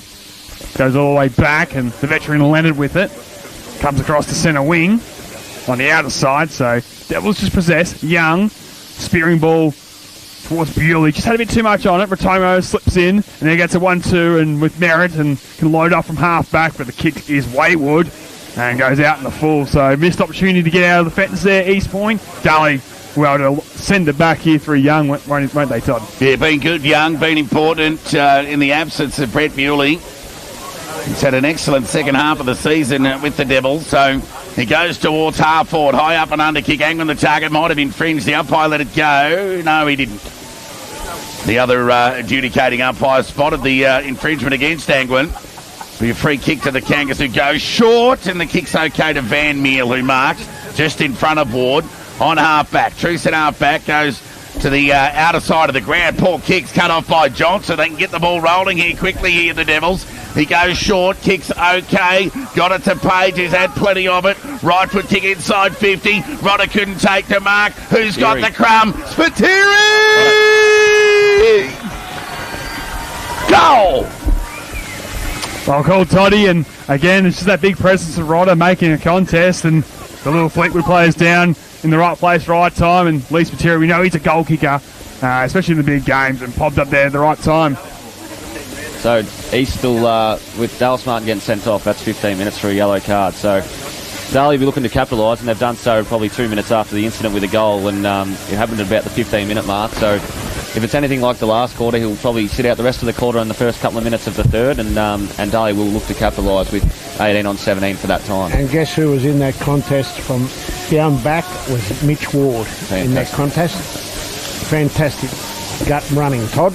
Back underway here at the City Oval. East Point trying to go through Ratomo onus, but Baker comes away with it. Goes to that trusty left side off to the man we speak of in Ward. Runs his full measure, and maybe some, and I was about to say, and some. As giving away the free kick, East Point will be able to now get the turnover. Go in. Well, umpire just wants to make sure everything's perfect. We'll bring the ball back as Van Meal was coming through the middle. Well, can you get him to fix the scoreboard, Sammy? No, well, that Great call, Todd. Back underway here. Long ball from Merritt will go just inside 50. Johnson will fly, but Cousins, for his own accord, did pretty well in the air. Almost brought it down. Ball in dispute. Matt Johnson locks things up, and that's the 18.5-minute mark. Darley lead, 3 goals to 20. East Point, the 1 goal for 10 here at the City Oval. Lee Spiteri, Bailey Young, Trey Van Leith, the goal scorers for Darley. Jacob Brown with the sole goal for the Kangas. But they have an opportunity here. They're deep into attack, ball at ground level. Dispute, Johnson forces the tackle. And there'll be a ball up, some 40 metres out from the East Point goal. They just can't get any clean ball at the moment, East Point. They're just, everything they do is under pressure. Get back underway here. Inside 50 for the Kangas, and Johnson was going nowhere, being well watched, as we've mentioned on a couple of occasions, by Young, who's arguably the pick of the players on the ground at the minute. We go again. Angwin to the front, wins it down. Devils are locked up there by Dodd, going nowhere. And another stoppage inside 50 for East Point. We're just about to ticket the time on in this second term. It's a 10-point margin in the first elimination final at the City Oval. Ball up, opportunity here for East Point. Again, they're in attack. Ball gets knocked forward to the defensive 50. Page has got 2 to beat numbers for Val Nesta. Might have caught one high. The umpire disagreed. And he's picked him for holding the ball, so a little lucky there, the Devils. But at least from here anyway. It'll be Baker with ball in hand. The left footer will go to the outer side of the ground to Cadman. Speaking of Duncan, Joel off the ground after being decked about 5 minutes ago by Dallas Martin, who's having a spell of his own off the ground. So penetrating long kick from Duncan Cadman to half forward, right on the target. Johnson goes to spoil at the back. At ground level, East Point have got numbers, but there's Bailey Young again. Got it to Baker, to Collie. Gave it back towards, it might have been Spiteri there who hurried the kick forward. Stretch, mark, taken. Ball goes to ground, umpire called play on. Hurry kick goes across the face. Chance here for Ward. Got a terrible bounce. Had to wait under it forever. Kenny gathered. Quick hands. Bilney threw the ball onto the boot in the middle of the ground. Duncan Cadman with a goal-saving second attempt took the mark. And he'll chip it over top quickly. We has options. Mark taken there by Luther Baker. Centre of the City Oval.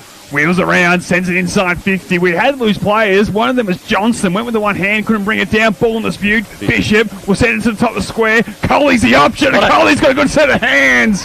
He shows them on full display, and he'll line up to give Darley, well, a couple in a row here to stretch the lead out once again at the City Oval. Well, he's played a bit of his football forward since returning from that layoff with a lengthy ankle injury, Spence, and while he was a bit nervous playing forward his first couple of attempts, a couple of goals against North Ballarat, and at round 18 has held him in good stead. He should make no mistake from here. Sneaks it in, and Collie gets his first, and Darley get their fourth of the afternoon. They're 4-2-26. They lead East Point 1-4-10. Yes, they're really punishing East with just the 17 players on the ground now, the Darley Devils, and a really good contested mark there actually by Blake Collie to come across the pack and take that in, or probably 3 or 4 up in the air there, so a really quality mark, and ended up going back and kicking the goal from about 15 to 20 out directly in front and straight over the Darley supporters behind the goal over their heads, and they're up and about, and so are the Devils. We're back underway here, 22.5 minutes gone in the second term. Neither ruckman touch it. Johnson going nowhere. Is getting wrapped up immediately by Young. Although slipped out at the shoulder. Dodd will come away with it. Send it inside 50. Back is Brett. Couldn't complete the mark inside for 50. Johnson came in hard, and the umpire on the spot says got him a bit high. Free kick will go the way of the Devils at the full-back position. Matty Brett been important. Soldiering the defence with the experienced Darren Leonard high kick, put Lahure under the pump, couldn't take the mark. Good evasive skills by Mitch Ward again. Hand pass, got it to Azapati, the old 1-2, got it back to Ward, penetrating kick in the Rodder direction, come out, took a nice overhead mark. How about the kick and execution from Mitch Ward, terrific. Rodder wheeled and go onto the right boot to the attacking 50. Lovick the set, couldn't take the mark, Tanner was in front, who's at ground level, Bishop's one of those. forces the hand pass out into the Johnson direction. Hand pass back to Cadman. Right foot kick across. Was poor in the end. And Jeffries cut it off. Hit the ground running and went long to half forward. But Cousins will cut it off. And the Devils will get out of trouble once again. Yeah, poor option by Jeffries as Cousins cuts it off and comes and finds Young here on the broadcast side. Marks on true centre wing and can chip it over the top where Coley, the last goal kicker, is in some space. He marks and can send the Devils into attack again. Called the play on. Assesses his options and just unloads a bomb that will fall just inside 50. No one touches it, surprisingly. Ratomo picks it up, broke one tackle, pounded it on the boot, and they'll say throw it in between half-forward centre wing here on the broadcast side. Got away with that one, Mika, Toddy. Indeed, yes. If Jamie Quick was here, he probably would have picked up a chip and thrown it at the umpire like he did yesterday. Boundary throw in, half forward. Members side of the ground, tap one by well, we'll give it Tanner. Van Leith over the football, couldn't gather, knocked off. Chance here through traffic. Nesta got it to Dodd. Hurried kick only as far as Page cut off. Got ball to boot, dumped by Taylor. Ball ended up on the attacking 50. Need to be clean here, East Point. Dodd goes to ground. Baker executed the tackle terrifically to square away the stoppage. And now the umpire's picked out a free kick for over the shoulder. He was a bit late on that one. I thought the first contact was high, but obviously after Baker had come in and made high contact with Joe Dodd there, so he gets the free kick as a result. And he just measures the pass here to Ratomo Onus, who just needs to start to build and impose himself. Big game player, of course, best on ground in the 2018 grand final. High ball now will fall short of centre wing and really short of any East Point forward. Cadman able to mark on his chest, comes inboard, finds as a party, who's got men streaming on the outer side. Nice kick, finds Johnson.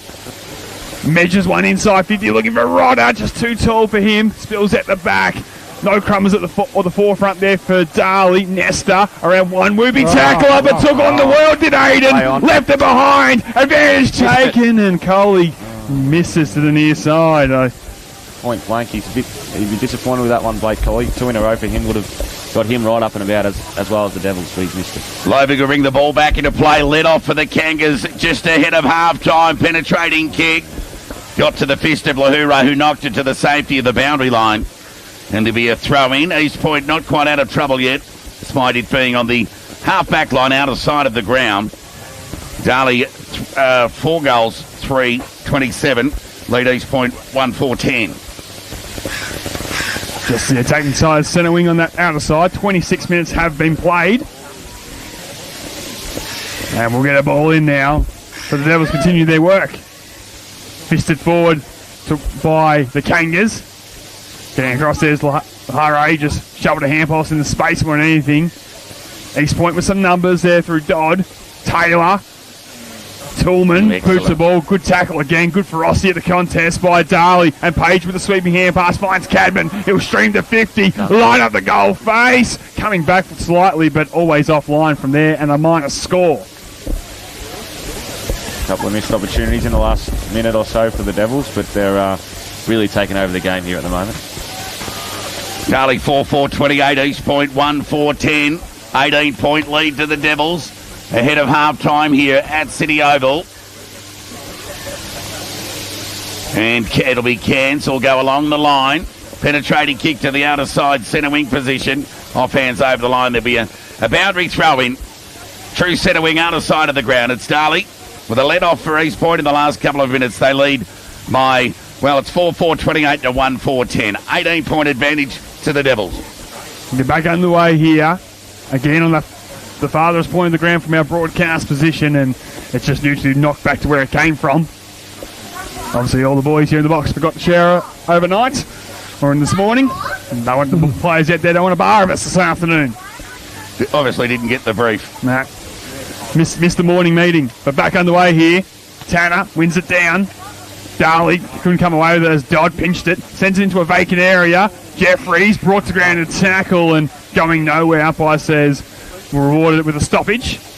Defensive side of the centre of the ground. Starting to do some accumulating of his own, Joe Dodd, off that left boot. Ball in the middle of the ground here. Tanner won that tap, ball at ground level. Opportunity here for Cairns, who fired the hand pass out. Went looking there towards Johnson, who tunneled the ball forward. Running onto it now was McDougall. Chip across the face of goal. albeit 40 metres away. Chance here for Jeffrey if it sits okay for him. Just threw it onto the boot. Fell into the hands of Geordie Johnson. High up and under kick. They'll pay the mark. Devils in from everywhere. Too many up, no one down. Will it sit for Merritt? He will. He shouldn't miss from here. He's got it. Something out of nothing for East Point. Just ahead of the half-time siren. And East Point get their second of the afternoon. They're 2-4-16. They trail Darley 4-4-28. We're back to a 12-point ball game, Fridge. How unfortunate for the Devils. They've done all the hard work and then just a little bit of luck that goes East Point's way, and it dribbles out the back, and Merritt runs onto the footy and kicks a goal. They've been very good for 26 minutes of this quarter, and they've had about 2 minutes of this quarter, East Point, and that's it. The incoming senior coach for East Point, been good for a goal a game, 14 in 14 now in season 2022. Back underway, Johnson gives it off. Momentum swung here as Taylor pounded towards full forward, but Leonard, read the best of the boot, dropped off his opponent, took the mark and looks to come broadcast side. Cousins was made to earn it. Umpire waves play on. Now maybe a slight problem for the Devils, but clever kick will work out. Nice mark taken by Bewley. Wants to move it on quickly, but maybe a bit too quickly to Azzopardi. Sends it out to full, and Taylor will get East Point going once again. Good to have the ball in front of us here, Sammy, for the first time of the day. Makes it nice and easy to call for us here in the box as Taylor loads up, off the instep a little bit. McDougall the target, slipped through Leonard's hands. Brett will just professionally see it out of play. But inside 50, where East Point want it, they want to try to get one back at the 30-minute mark of this second term to give himself a bit of confidence and momentum, Todd, going into the halftime break. Darley lead by 12 points. Tick over 30 minutes gone. Second term. There's the throw in. Tanner in front. Couldn't affect the contest. Dispossessed there was Young. Ward needs to be good by hand. Got it to Jack Bewley. Kick across the body, high up and under Tillman at the back. Goes a good spoil on the football there by Joel Cadman, only as far as Rodemaronis. He can weigh up the options. Poor kick in the end, cut off there by Jack Bewley. And he took a mark in front of Geordie Johnson, chopping out his defending teammate there in Cousins. And that's what you got to do to keep Johnson at bay, as Bewley will come along the line towards centre wing. Angwin the target. At the back, Mitch Walsh couldn't take the mark. Jess Cairns fired the hand pass out. Sat okay for Taylor. Handball through traffic was good. Got it to Matty Johnson. High up and under kick. Darley's got some numbers here, but Merritt got on the end of a good bounce. McDougall can kick a goal, can he? No, he can't. Ran out of time and space and went through for a behind off to the right. So on that occasion, a let-off for the Devils, Spence. Yeah, nearly a second-classy finish in as many minutes for Merritt there. Obviously just didn't quite get enough off it. But the Devils come back inside now, Sammy. An 11-point margin now. Cadman just caresses one of half-back to Brett. Half-back on the outer side. Runners out there, maybe instructing players. It's gone 31.5 minutes. As he just pops one towards the lead, and it was a good kick actually. Just took a bit off it. Davies leading man opportunity. And a long ball down the line coming from the Devils. Big fist over top from East Point is met by Coley coming through, but he ran into a brick wall at half back, and East Point's defence on this occasion has gone nearly now 32 minutes. I imagine the Martin 15 minutes is now up, Spence, and they'll be back to 18 v 18 to finish this term. Yep, spot on there, Sammy, and you think the time to go any second just quietly as well. There's the ball up. Ball at ground level. Opportunity here for Lant. There it is. Good call, Spence. Siren sounds for half-time here. Still anybody's game in elimination final one on this Sunday. Perfect conditions for football prevailing here at City Oval. But it's Darley who kicked 3 goals to 2 in that term to extend a 5-point lead at quarter time to a 12-point lead at the half. It's Darley 4-4-28 who lead East Point 2-5-17. An 11-point margin, in fact. Fred, you got the goal scorers. For the Devils, Pateri 1, Young 1, Colley 1 and Van Leith 1, and singles East Point, Merrill and Jacob Brown. And that's the thing, boys. You look at the goal scorers for East Point in Merritt and Brown. Like they're sort of the creative players across half forward that they need to bring more into this game. And particularly, we can see that Johnson's not 100% at full forward, and he's obviously carrying that ankle injury. He's sitting deeper. Ideally, they try to get a bit more space for him. He's actually working some magic one-on-one in the second half. Well, I hope they time their exits perfectly off the ground here, because the 36 players will be lucky to squeeze through that one gate without a bit of a niggle, because there was certainly some heat that came into that game in that second term when Dallas Barton down Joel Cadman on half forward for the Kangas. Yeah, certainly, and it was good because, well, it wasn't good for the sake of Joel Cabman, but it was good for the spirit of the game because it sort of ignited both sides, and we saw a really good contest for the rest of that second quarter. Obviously, it was a good start by both teams with high pressure, but there's plenty in this now, and Rodder and Johnston both goalless, which is interesting.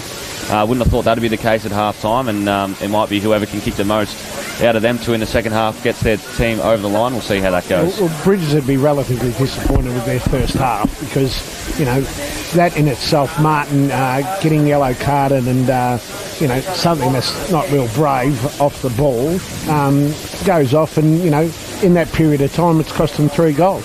The positives are, though, is that we know how good their top-end talent is, East Point. We speak of the likes of the Johnstons, Merritt, Brown and co. Reality is there's a lot of positives to find if they can only get lift from here and then run over, hopefully in their theory, in the second half from here. Brown just limping off the ground, so we'll be having a look at that after half-time. Hopefully he's all right because he's important for East, as Sammy said. So we can see if he can get into the game to add to his 1 goal as well as the Johnstons. But I really believe that the Darley midfield have been terrific, and they've shut the East Point midfielders down, and their 2 goals have come from chaos. They haven't come from anything that's been structured. And their decision-making going into their forward 50 and their defensive half, turnovers, they've made 4 or 5, 6 turnovers each point, like Darley have been lucky enough to capitalise on them, and look, they set up really well in defence, Darley. They rebound a lot, they get back and help out their backs. Their forwards are on the move, they're creative. Like Bridges we want a more better second half because this game, they might not be able to get themselves back into the game, but we do know their best is real good. Yeah, still anybody's game. Low-scoring affair. Of course, both teams missing out on making the most of opportunity, which pretty much validates the low-scoring nature of today's elimination final. At the half, it's Darley 4-4-28, who lead East Point 2-5-17. An 11-point margin to the Devils. A break and back with the third quarter action in about 15 minutes' time. That quarter was proudly sponsored by Anytime Fitness, 72 Bennett Street, Bacchus Marsh. Mention VFL Game Day on Apple 98.5 FM to receive 50% off your joining fee, plus a free towel and water bottle. This broadcast of VFL Game Day is proudly sponsored by Western Screens, Blinds and Awnings, 35A Griffith Street, Bacchus Marsh. Phone 53701478. And joining us now, Darley coach Dan Jordan. Good evening, Dan. G'day, boys. How you going? We're all good. You must be cherry ripe, finishing 4th. That's a fantastic effort given what you've walked into. Naturally, you had a few top-up players to help you get there, but the progression of the players that were already at the club, it's some encouraging signs going forward for you. Yeah, I mean, obviously I looked into it a fair bit before I took the role on in terms of where the list's at. I was actually really excited about some of those guys into that probably 10 to 30 game bracket and the potential development of them given the football that they've missed over the last sort of 2 or 3 years. So it's good to see a few of those guys come on and, I think we've reaped some benefits of that, particularly probably in the back half of the year and find ourselves playing some finals, which is terrific for the club. We're probably going to get massive ratings, mate, just for people tuning in who obviously would have watched the replay and it travelled like wildfire. There was no Brett Bewley in the second half. What happened there, mate? Yeah, Brett was a little bit sore during the second quarter and he sort of came to the bench in his rotation and said, look, I'm a little bit sore and he's done a power of work this year and, in mind that we were guaranteed a finals next week. We made the decision to just rest him up and see if just to see if there's any more damage that couldn't be done. And look, he's going along okay. He's expecting to sort of train. We're going to train on Friday, so expecting to sort of train there, and then see if he gets up. Doesn't look like it's going to be a too bad a one, and Brett knows his body pretty well. He's pretty confident that he'll play, and there's probably just some prudent managing on our part in terms of he was spewing. Actually, I took him off, but wanted to get back out there. But that's the sort of character he is, and he's played a lot of minutes this year, so a heavy toll at this time of the year, and it's careful that we manage our players. Another one of your big finds for 2022. Nick Rodder, just the one goal last week, but timely signs for the club, being able to find 14 goals against top 6 opposition that wasn't really reliant on Rodder to get it done. Yeah, he actually got the big knock in the first quarter, Rod. He was off for pretty much all of the second quarter, just a bit sore. So, look, the pleasing thing for us was, Brett probably didn't play the 2.5 quarters, and Nick didn't play a quarter, and was a bit capacitated when he went back out. Great opportunity for some other guys to stand up and just play our system, and I thought most of our boys didn't miss a beat in that aspect, and we were able to kick 100 points, which was enough for us to get up, and we've been trying to encourage that more even spread across the board, and sometimes you see it at a lot of levels that those people sort of go missing, yet the team sort of stands up and plays some really good footy. So yeah, we're really pleased with that. Dan, when you hosted East at Darley Park in round 15, Mace Cousins did a very good job on Geordie Johnston. Is he getting first crack? And also, do you expect, if Brett gets up, do you expect him and Matty Johnson to go head-to-head again this weekend? Yeah, look, in answer to the second question, I really love the battle between Brett and Matty this year. So I'd probably expect that to go head-to-head again. I think I know Brett said to him after our game, well, let's call that 1-1, Matty, because they're pretty good mates. But, so it'd be great to see them stuff like that again. Yeah, look, not sure what we'll do with Geordie. Mace had a good game on him last time, but again, it's probably around the pressure we put on around the ball and not allowing Geordie to get some one-on-ones. He's obviously a really good one-on-one player. But Mace has also, he's sacrificed his game defensively that game, and he's also a really good attacking weapon for us off half back. So we'll talk through a little bit of scenario based on that and the way we want to go. Geordie's also been spending some time in the midfield and having good impact as well. So, it's a credit to his versatility, and we'll have to plan for that and see what East want to do with him. Dan, back in round 9 when you played East Point after that 3-week break, I walked away from that game, and you were heavily in the game up until after three-quarter time, and then the legs sort of gave way in the last quarter, and I thought to myself, well, this side has actually really, really improved, and what I do have witnessed over the last few weeks as well is these younger guys, they're all playing their role, but they are actually taking ownership, and they don't look like developing players anymore. They're typical senior players now. Like, you see guys like Cousins, Lahure, pointing and using their voices to say, "Oh, get back here, give me a hand here, or get over here." So the development's been fantastic, and it's a real credit to the club and yourself to get to the finals. And I think you'll give it a real good shake there. Yeah, thanks, Rich. I'm not sure if there's a question in there, but no, well, I'm not that good.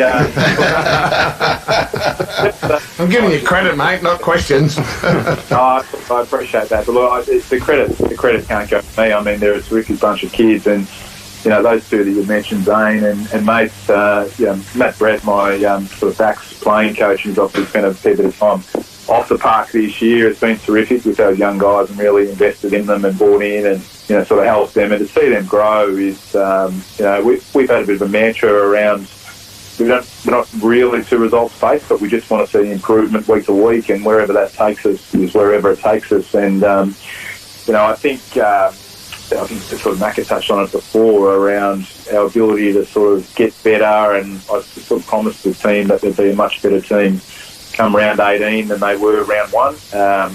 Everyone thought I was silly when we knocked off the bat round 1, but I genuinely think we're playing much more consistent football, and we're playing that for longer periods in the game, and that's, to me, a sign of growth and a sign of a little bit more maturity. And the other point is the improvement never comes from this top 2-3%. So our improvement's not going to come from our Brett Bewleys or our Nick Rodders. Our improvement's going to come from those tier of players And that's how we become a 20-30% better side, is by putting the time, the investment, making them feel comfortable, making them feel like they're senior footballers. They've definitely got the talent. It's just them being able to realise that and also understand their role within the side and what that is. I've chat to a player on the weekend who's a little bit, disorientated in his role, and it's just about narrowing down, and this is exactly what we expect you to do. This is a player that's played under 19 level and playing sort of a different role down there, and this is all we expect you to do. So if you can narrow that focus, make them feel a part of it. No role is more important than another in when you're trying to execute on Saturdays, and value them for it. And you can see guys really sort of grow a leg and play an important part. Well, Brendan made a point just before and said, team that goes through the finals, more than often wins the grand final is the team that's been improving, and I see you guys as the improving side of the competition. Yeah, well, we're coming from a very low base, Bridge, so that's you're right. But also, Brendan also said that it's a new season and starts again. So, I think it's important for our boys to just carry on what we've been doing. Continue to improve, continue to refine our game. We've got a lot of areas for growth, even out of the weekend, that we think, we can try and go to work on. We've got a really quality opposition this week, and, there's no second chances. So we know that we're going to have to play 4 quarters of consistent footy. Finals is often a time, if you look too far ahead, you can trip on that next step and not get to the top of the staircase. So it's really important that we just knuckle down, train hard, put our focus on trying to execute what we're going to do on Sunday, and hopefully that translates to a win for us. This will be a third time in 10 weeks you've played East Point. Dan, is there much more you can do in preparation other than the 2 times you've already played him? Is everything pretty much familiar and ready to go, or is there really a lot more time spent into a game ahead for any club, really, even though you've just played them 3 or 4 weeks ago? Oh, look, I think you've got to prepare and put the same amount of preparation in every week, whether you've played them the week before. And look, there was a realistic possibility that we might play North Ballarat again this week in terms of how it was going to end up. So this competition with 11 teams in it and a final 6, that's always going to happen at some stage. East will be a different proposition than when we played them 4 weeks ago, and and as will we. So we need to be able to plan accordingly. We need to focus on the areas that we really want to execute, and if we can get them right, then we'll be a chance to win the game. And as we know, I think the competition's so even. Anyone in that top 6 on their day can beat anyone else in that top 6. So, we've got to make sure that we do everything right for it throughout the year. I mean, as Fridge mentioned, we caught them first time off a 21-day break, and perhaps we did run out of legs, perhaps we weren't quite as prepared. And then the last time, they had a couple missing as well. So, it's always a different proposition, and we go up to City Oval, of which we've never met East Point up there before. So, playing that ground, new surrounds, all those sorts of things, they're all going to come into play, and it's just a team that's going to be able to execute better on the day. East Point sort of head-to-head probably got the Devils for experience, maybe not necessarily top-end experience, but certainly our finals experience, even at a low level, given that, or this level, that because you've got such a young group, well, perceived young group. So East will have they'll have another level to go. I mean, they've got a couple of premierships under their belt more recently, and pretty much the core of that group still going around for them. So are you expecting it for them to go to another level on Saturday? Oh, absolutely. They know how to get it done in finals, and they've proven that over the last sort of 3 or 4 years. Won the last 2 premierships, or I suppose full season premierships. As you say, a lot of that playing group's still there, so they know how to get it done. Jake's obviously has announced it's his last year, and they love him dearly and play for him. So they'll be keen to win a strong final series for him. So absolutely, and we've both touched a bit on our young boys, but a lot of them probably haven't played some senior finals, so it's going to be a terrific experience for them, and for them to be able to settle into the game and be able to execute the plan that we want. There's no doubt there'll be some nerves around some of those young kids, but I like that fact. Like, I think, with that youth comes a little bit of exuberance and the ability to be able to play and be adventurous, and that's a lot of our game plan is built on that. So we're hoping we can go out there and execute there, and we try to minimise around whoever we're playing and take a bit of a mantra of sort of anywhere, any time, and see if we can take that in and wherever it takes us. So City Oval and Eastern Oval a bit like for like, are they, Dan? You've obviously had plenty of experience there as a player. Can you just enlighten us there, or are they same? No, I think they're a bit different. I think City Oval's a bit wider and a bit bigger. I'm obviously fairly well acquainted with the Eastern Oval and enjoy that dearly. I think that when the game's going to be planned there, I'll no problem. But City Oval, you wouldn't be able to play though, mate. Yeah, well, that's a good point, Todd. You pointed that out. No, they're long gone those days. But for me, City Oval, wide expanses, sort of wide pockets, ability to sort of transition the ball around the other side is probably a little bit easier than the Eastern Oval. Having said that, from goal to goal, it's actually not too long. East are pretty strong in terms of their stoppages and their contests to take the ball forward. So I don't see any real advantage or disadvantage for any side playing them there. And, I think it's sort of tipped to be a good day. So, you might see some pretty, fast-flowing and moving footy and see who comes out on top. And I think the defensive game will probably be worth won or lost. Well, let's hope so. Weather permitting, we get a couple of rippers over the weekend. Dan, hey, before we let you go, we did ask the coaches, Aaron Timms and Brendan McCartney, before they exited, one-word comment on the remaining 5 teams. You're a pretty sharp bloke, so we'll see what you come up with, and we'll just give you another couple of seconds. I'll just ramble on for a little bit, and then we'll be right to go. Okay, that should be about enough time for you, mate. Melton, one word. Blood. Oh, here we go. Let's stitch up. East Point. Kangaroos. No, I muted myself. No one else was muted it. So, look, Melton, yeah, class. East Point. Dangerous. North Ballarat.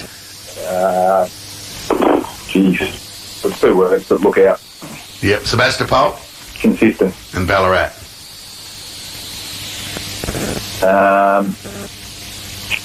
Good one about Ballarat. I haven't seen it for a long time, but I would say, they just keep getting the job done. So for me, industrious. Beautiful. Good way to finish. Hey, all the best. There'll be 5 left on Sunday, and with a bit of luck, you'll be one of the 4 at the end of Sunday, mate. So we wish you all the best. Thanks, mate. Appreciate your coverage, boys. Hey, who left the fridge open? Well, we ventured down to that beautiful place, Sunbury, down the Clark Oval on the weekend, and I'll give a massive tick to the. I'm a person of I like my food, and I walked into that social room at halftime because they sparingly found a ticket for me, and it was one of the best I've come across all year. It was like going into the Langham in Melbourne. It was the Bay Maries were silver, Todd. That's how good it was. What was in there? There was no IGA pies, I can assure you. There was the South Melbourne Market dim sims. They're $2.50 a pop. So couple in the pocket. Yeah, correct.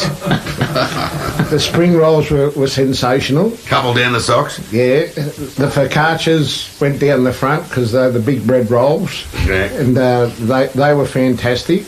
The club sandwiches were absolutely awesome. Just eat them while you're there. Yeah, no, I'm telling you, anyone, do yourself a favour. If that Sunbury social club there, if you're ever in town, go there and have a feed because it was sensational. Absolutely sensational. But then there has to be a negative. Well, they've got covers on that footy ground, and I know they're trying to protect the centre wicket. Well, there'd been a fair bit of rain, so I thought, well, okay, we've done the right thing here. But with about 20 minutes to the start of the under-19. Welcome back to the City Oval for the first elimination final here on 98.5 Apple FM, and thanks to our good friends at Radio Union Trade for streaming everything live on Clutch TV this afternoon. About to get the second half underway here. It's Devils leading by 11 points after the main break. East Point, of course, the reigning premiers back-to-back. Back in 2018 and 2019. Funny enough, 4 of the last 5 premierships have been won by these two sides playing in the competition. As we're waiting just for a few young spectators to leave the field so we can get action back underway, and to do all the calling here, this is Todd Whelan. Siren sounds to get played away for the third term. Darley lead by 11 points, 28-17. Darley kicking to the left of screen. There's the ball up. Rennick past the ball was Matty Johnson. Hot footy on in earnest here. Quick start, hand pass exit. Kick inside 50 for East Point. Going to ground there was Leonard. Mitch Walsh kept his feet and then went to ground. 50-50 ball. Good start from the Kangas. And there'll be a ball up deep in their attack. Some 25 metres out from their goal. Joel Mars started the quarter on Dylan Lant, who's been very quiet in the first half, so he'll be looking to get into the game. One down there by Tanner. Opportunity here for Ward, who's been one of the Devils' best. Was spun 360 and dumped in the tackle, which has been a consistent trend we've seen from the umpires in this final series, and good to see it carrying over from Saturday to Sunday today here at the City Oval. So Ward at fullback, where they set up the Devils in defence. Ward will go out of side of the ground. He'll run away. High penetrating kick to the outer side centre wing. Angwin sets himself, takes a nice overhead one grab mark. So he'll lope around onto that left boot. It's a thumping kick. But Ward presents short. He's just running off the ground, Ward. He looks a bit hurt after an excellent first half. Now there's that trademark kick from Angwin, but it's been cut off just inside the defensive 50 for East Ballarat. For East Point. And it'll be Merritt with the kick. Look at that for a kick. Went about 60 metres, and Angwin nearly had a second grab out of it. Walsh stole it out of his hand. The umpire's going to give it to Angwin. So on the defensive side of centre wing, shades of old-fashioned kick-to-kick going on the outer side. Sammy? Love it, Toddy. Good call as Angwin comes in board this time. Finds Brett. Wants to try and maybe open up the corridor, but showed too much of it. Stolen. Picked his pocket there to Johnston, and he can load up, send it inside 50. Wasn't his best strike of the foot. He bounced off the chest of Dodd.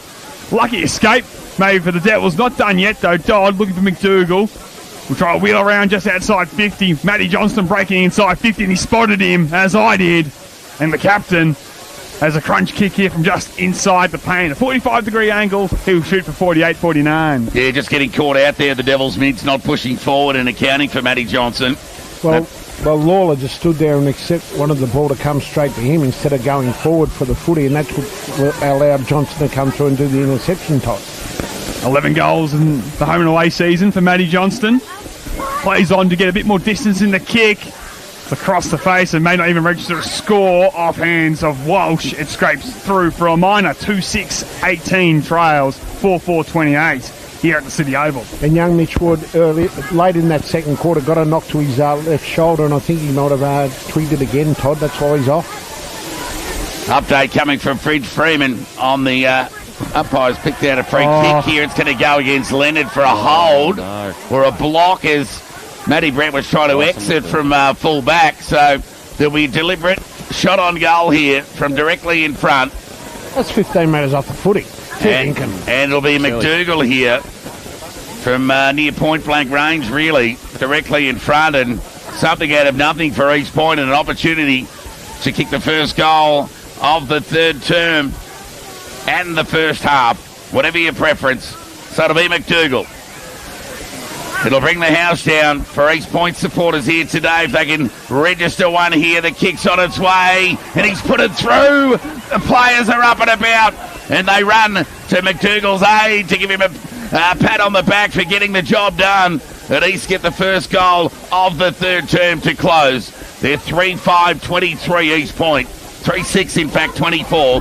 They trail Darley 4-4-28. Free kick out of absolutely nothing.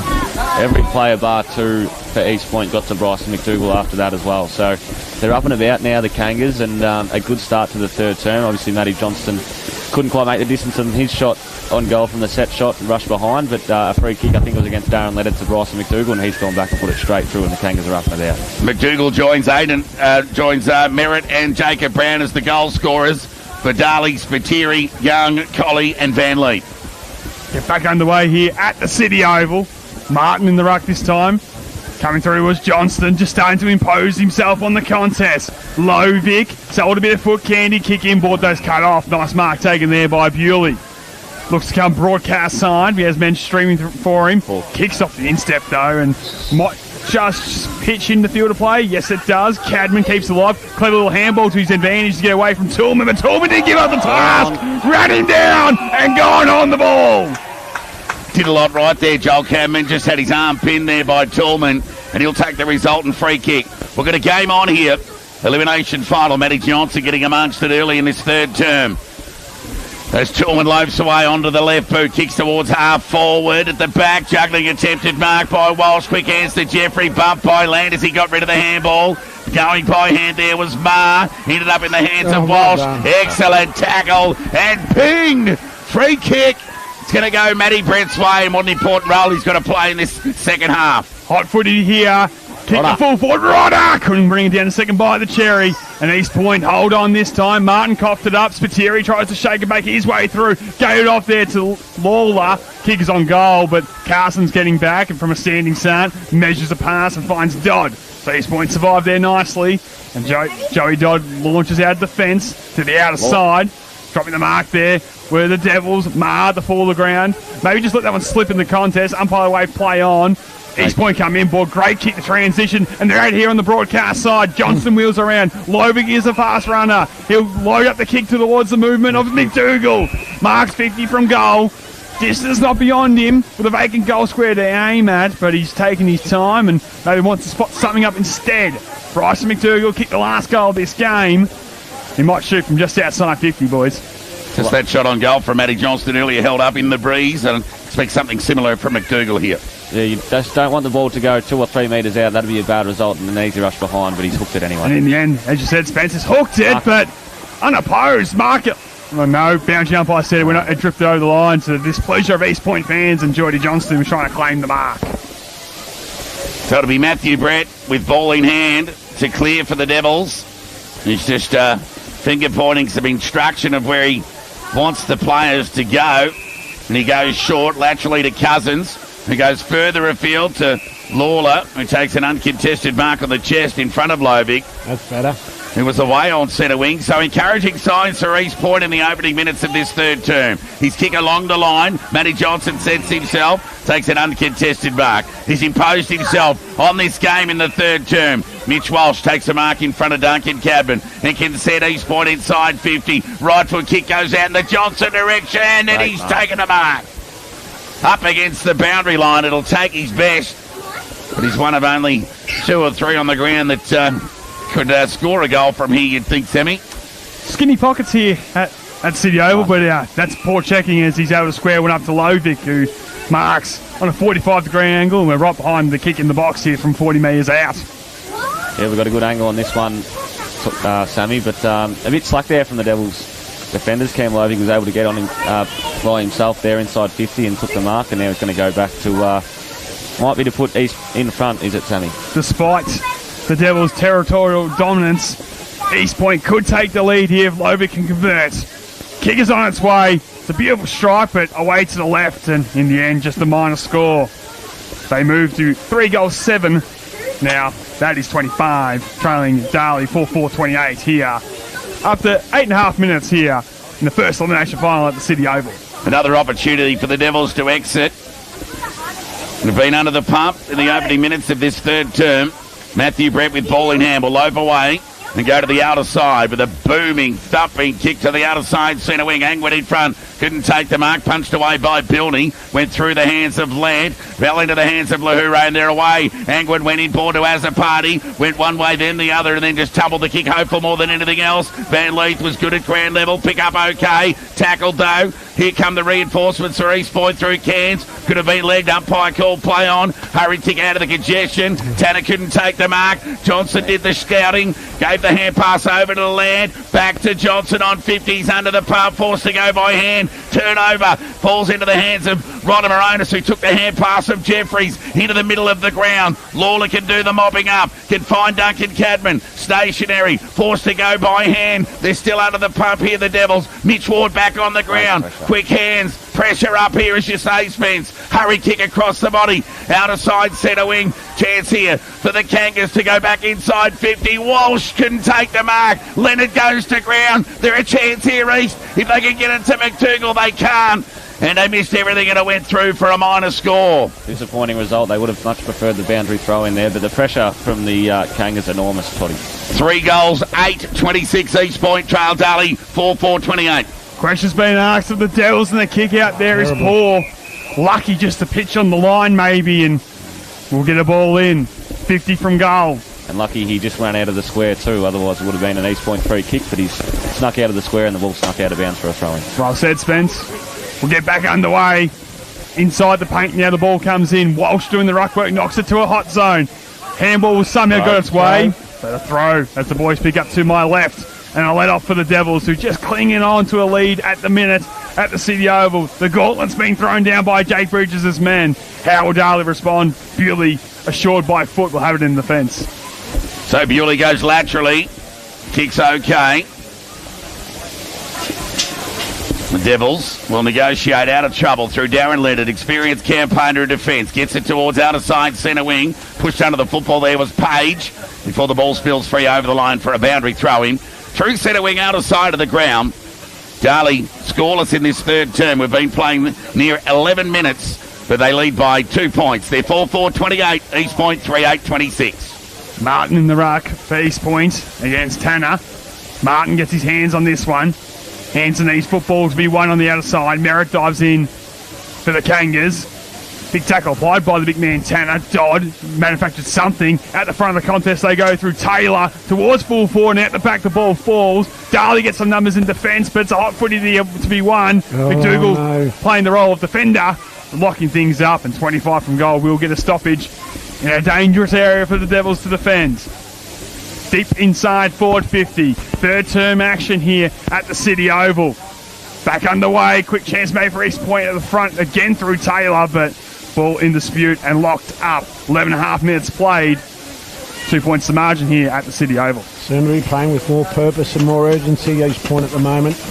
Ball up deep in East Point's forward line. Neither rucker could gain any ascendancy. Young gave the hand pass over to Ward. He got around one and then just threw it onto the boot. Got plenty of purchase on the kick to outer side centre wing. But the mark's been taken there by Martin. He plays on. Squaring, kicking in the middle of the ground. Needs to be good. Q sets himself. Collie did enough to affect this ball, but Q kept his feet. Tackled by Bishop. Jack Bewley's touch on the football. Freed the ball up. Did well. There'll be a square away stopping here. Yep, good decision. The umpire's going to pick a good call, boys, against Tillman.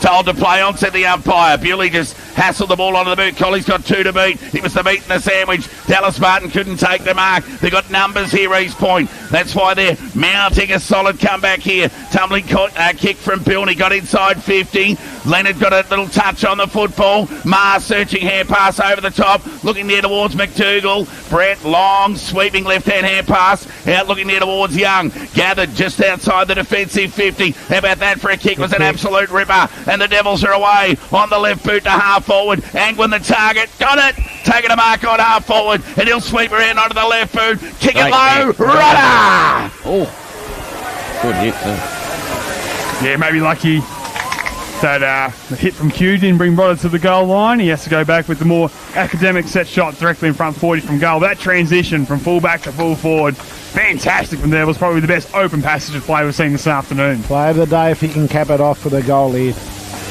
Their spearhead, the leading goal kicker in the 2022 home and away season. The equal Tony Lockett medalist with Ryan Carter from Melton. Rodder directly in front. Will shoot from 40.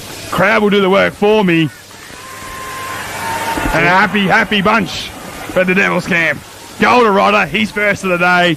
And a little bit more breathing space for the Darley Devils. Well called, Sammy. Breathing space is what they required, the Devils, because they were pressing hard, East Point. They want to get that one back straight away, the Kangas. They have been on top of the third quarter here at the City Oval, but Rodder gets his first of the day, and he absolutely loved it off the boot too. Well, a bit like the second term, but on the flip side, East Point having all the play in the opening 14 minutes and Darling getting an entry and a goal. So East Point not taking the most of their opportunities. Johnston trying to get the clearance, is wrapped up immediately in the contest. Van Meel, Angwin doing the ruck work on this occasion, and we'll get a secondary ball up to get it going again at the 14.5 minute mark of this term. Angwin and Van Meel, as I said, will go to battle. Angwin worked himself to the front and knocked it down only as far as Cairns, who got boots of ball. Playing in front was Johnston of the Geordie variety, and he marks. Plays on, but didn't see Cadman. And he's going holding the ball. One of those tough ones where he was probably in the protected zone, but he played on. He took the option, and the tackler is rewarded in Cadman. He's been terrific for the Devils, especially in the second half of the season. He'll go short to Page, who just took it at mark just before the pressure of Johnson. Played on, missed the hand pass in as a party. Turnover here, Jeffries inside 50. Leonard taking the mark to save the day, much to the displeasure of McDougall, lucky to get away. And he'll go short, Leonard to Cousins, who goes short to as a party, who was on the end of that ordinary handball. Intended handball receive, and he'll go to the outer side of the ground. Penetrating kick out wide, gathered well. Thereby, it might have been Cadman. Right foot kick towards half forward. Good fly on the football, and mark taken on the outer side of the ground there by the Kangas, and an opportunity to rebound. Yeah, we building to load up a long ball towards centre wing. Walsh caught behind on this occasion. Ball bounces in front of him and Brett, and in the end, trickles out of play. Now Brett will get the free kick for a hold in that marking contest. So he can shore things up for the Devils. Had Cameron presenting short, but in the end just loads up a long one down the line. And in the end, just wide and out on the full. So Koff gave it straight away back, and East Point now from the defensive side centre wing can set up. Will they be daring and bold and try to get through the corridor at some points? In the end, the operation is just a pounder down the line. High footy and came back where it came from. Brett floats in from the side, uncontested and marks. So kick to kick, as we've already said in this term tide. Brett with it on the defensive side centre wing. One of Darley's best today. Goes short. Kick goes onto the bounce towards Cadman. Left foot kick across the body to half forward.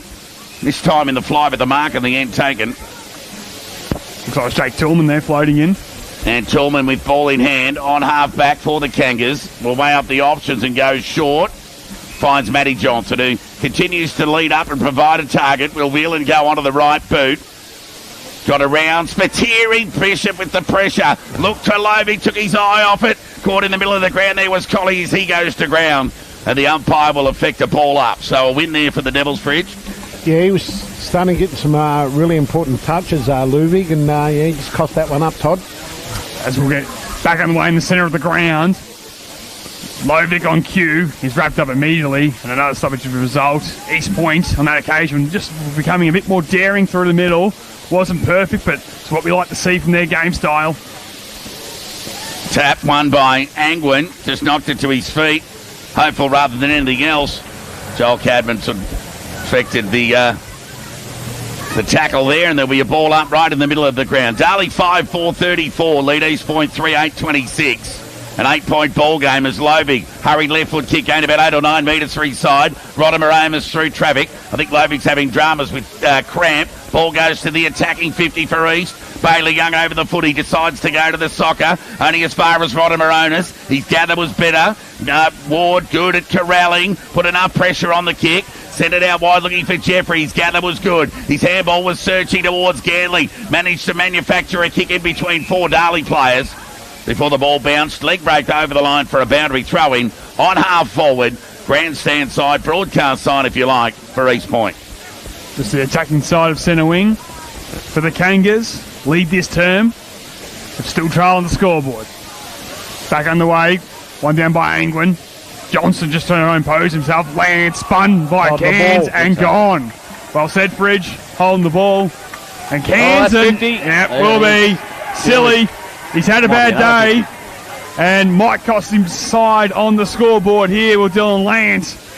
And he's given Johnson a little cheap one there as well. And I reckon they'll come in and say, how do you do, a little bit over it, because they won't be happy. Frustration getting the better of Dylan Lant there, Sammy, and wouldn't be surprised if Dan Jordan brings out the runner to take him off after that. So Cairns, who had a side in the opening term, will line up from about 35, if you like. Kick is on its way. This one's coming back with the breeze. And East Point get one on the scoreboard thanks to a 50-minute penalty and free kick against Dylan Lance. They move to 4 goals. 8-32. They trailed Darley 5-4, 34 here at the City Oval in the first elimination final on 98.5 Apple FM, streaming live thanks to our good friends at Red Onion Creative and of course on the Clutch TV app. Yeah, just silly play by Lant. He just cost the side a goal there, and Jordan would be furious with that reaction with Lant. Back in the middle of the ground here, East Point with 2 goals, 3 for the term. Darley with 1 goal. 34.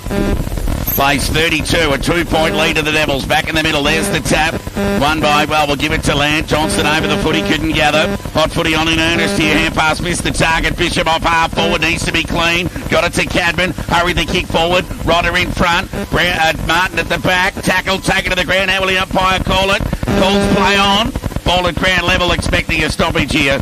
And there'll be a ball up some 15 minutes out. Metres out from the Darley goal. Seeing the versatility in Dallas Martin. Been underdone this season. Has played a lot of footy, but at full back in the ruck in this corner at times. Johnston, creative play, a left foot snap out of the pack! And the instant response for the Devils. Will Johnston with an absolute beauty, goal and A sort of stuff. Moves the Devils to 6 goals, 40 points. Leading East Point, as I said, 4 goals, 8:32 here, live at the City Oval. Yeah, last 2 goals have come from 2 under-19 players for East Point and Darley, respectively. So Jesse Cairns and Will Johnson, and a good finish by Will Johnson, it has to be said there. He missed a lot of the season through injury, and he's come back into the side and has shown why he's deserving of a spot in the senior side at Darley, and a good finish, like I said, Sammy. He's got that mercurial talent and was on full display there, Todd. Back in the middle of the ground here. There they go. Tanner won the tap. Van Leet, second ever tackle. Taken to the ground. Loose ball opportunity here for Q. Quick hands. Got it. Oh, wanting a free kick down the ground. There was Johnson. Umpire let it go. Marr through traffic. Could have given it to Dodd, but went onto the left boot. Searching kick inside 50. Tackling attempted. Mark's ball there by Lahouray, but then he was tackled. Holding the ball, said the umpire. So a response imminent here. It'll be Matty Johnson with a shot on goal from 45 metres out directly in front. He's only grabbed possession of the footy and was tackled and... Unlucky there, wasn't he? I didn't get any prior, did he? I thought he might have been stripped in the tackle as well, and that's how it spilled out, but incorrect disposal. You can see where the umpire was coming from. Hot footy, tough decision, 50-50 balls to be made, 50-50 calls by the umpire. Johnston will line up directly in front. Kick is on its way. And again, it's away to the left from him. Goal kicking has been in trouble for him over the journey. It has been so far in this elimination final. A couple of sides in this term are behind, and one that didn't make the distance from the same sort of distance. 22.5 minutes played. The Devils holding on with a 7-point lead here at the City Oval. He has come into the game, though, Matty Johnston, it must be said, Toddy, and important for East that he does so. Him and Mika. Mitch Ward still favouring that left shoulder. He doesn't look 100%, but we'll keep an eye on him. He's been a very solid contributor today. Matthew Brett with ball in hand will go out of sight.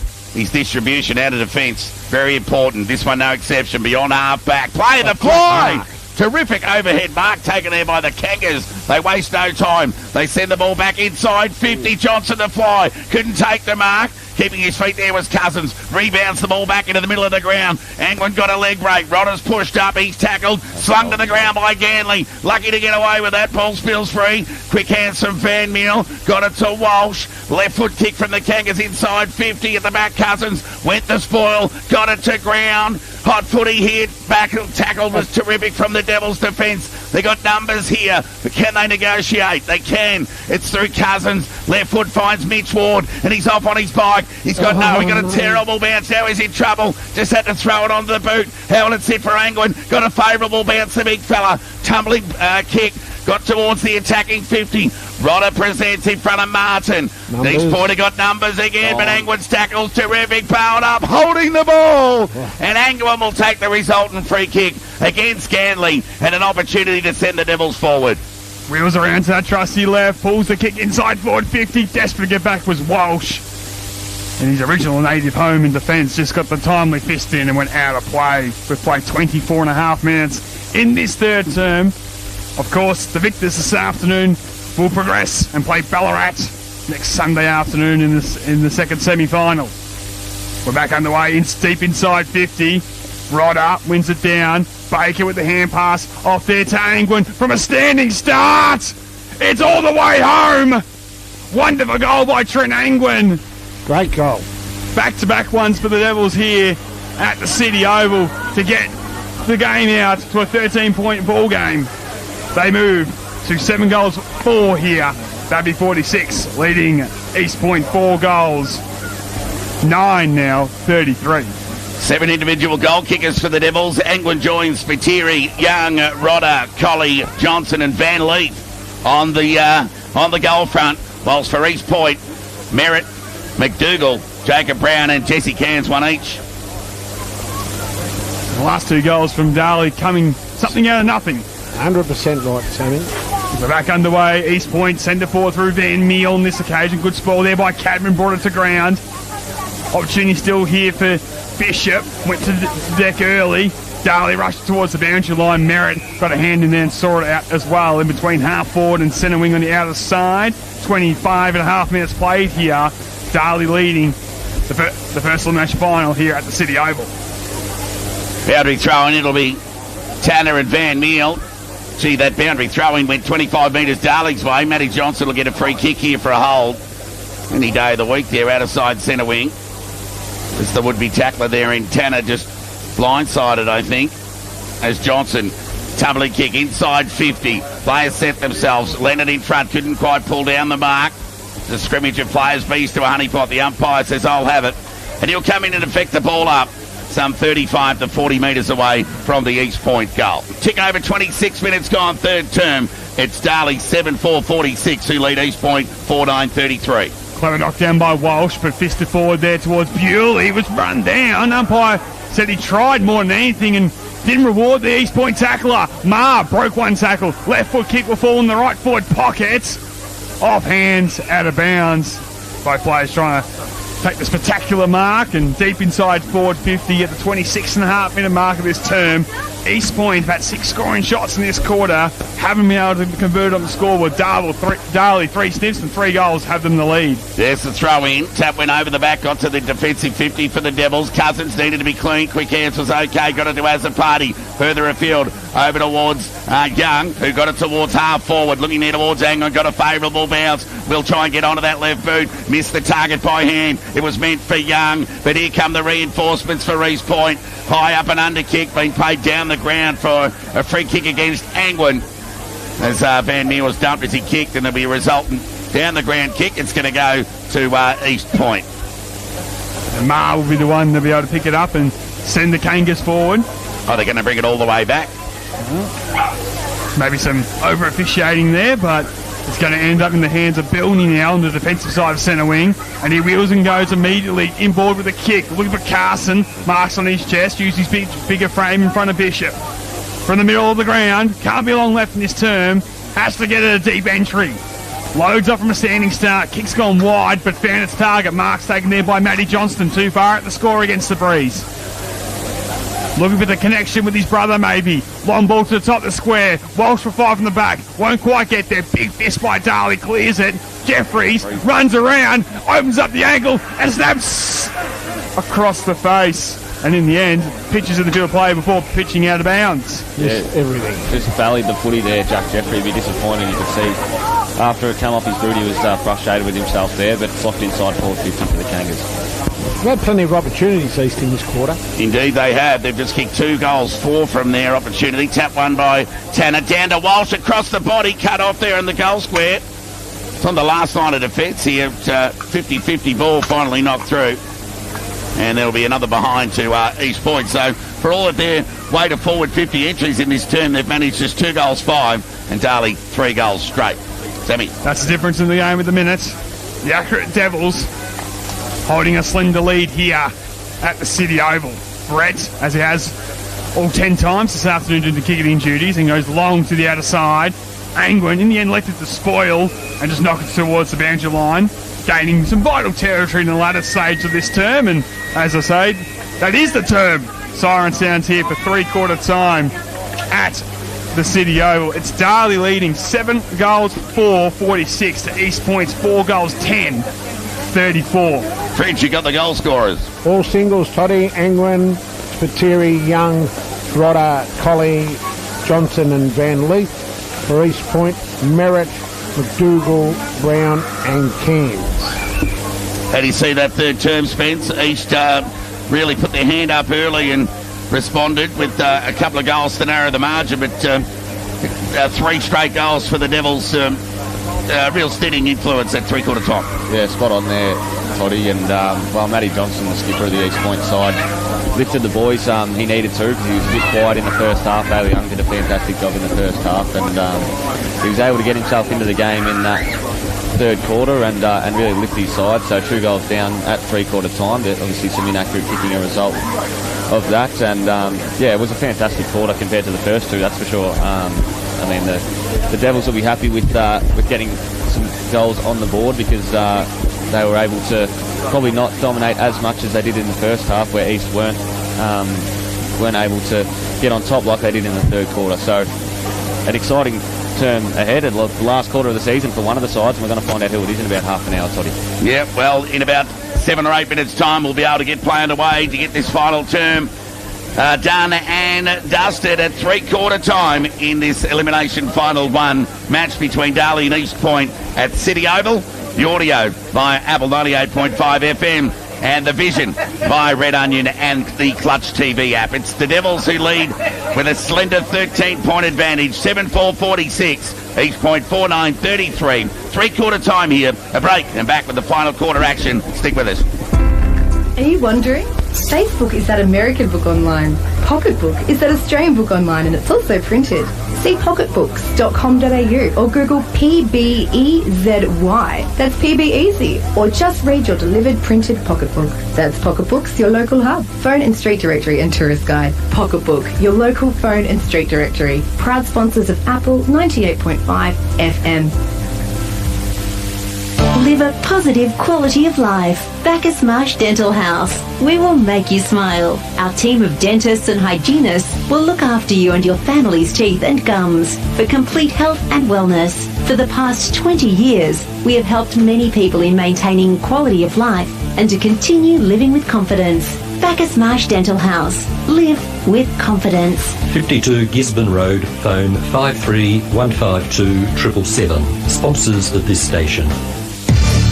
Back in Motion, Bacchus Marsh has been providing physiotherapy, massage, clinical exercise and rehab to the local community for over 7 years. Their goal is to help you achieve optimal, lifelong physical health, helping you achieve lasting results. Call 53674130 to book your free initial assessment with one of their qualified physios. Back in Motion at 3 Clifton Drive, Bacchus Marsh, are proud sponsors of Apple 98.5 FM. Rusdale Proprietary Limited, phone 0419 568 635. For all your site and construction needs, be they large or small, phone the top man, Graham Gillespie at Rusdale to get your job done quickly and efficiently. Rusdale Proprietary Limited, proud sponsor of Apple 98.5 FM. Greedy Grub, 2 Albert Street, Darley, phone 53672888. Are you out on the road feeling like something to eat? Greedy Grub is here to satisfy your hunger. We are open from 4 a.m. to 2 p.m. Monday to Friday. Greedy Grub, a proud sponsor of Apple 98.5 FM Community Radio. Have you got a smashed windscreen or a stone chip you need to replace or repair? Call us at the Windscreen Man and we can have you safely back on the road in no time. We specialise in front, rear and side glass on all types of cars, vans, utes, trucks and machinery. Call us now on 0414633343. The Windscreen Man, proud sponsor of Apple 98.5 FM. Jeff Jones Plants and Produce for all your fresh fruit and veggies. All summer produce available. Stone fruit, mangoes, apricots, nectarines, plums and of course their magnificent strawberries and cherries. All year round they have seedlings, potting mix and manure. Come and meet their friendly staff and savour the fresh fruit and vegetables. Jeff Jones Plants and Produce, 388 The Avenue of Honour in Bacchus Marsh, a proud sponsor of Apple 98.5 FM.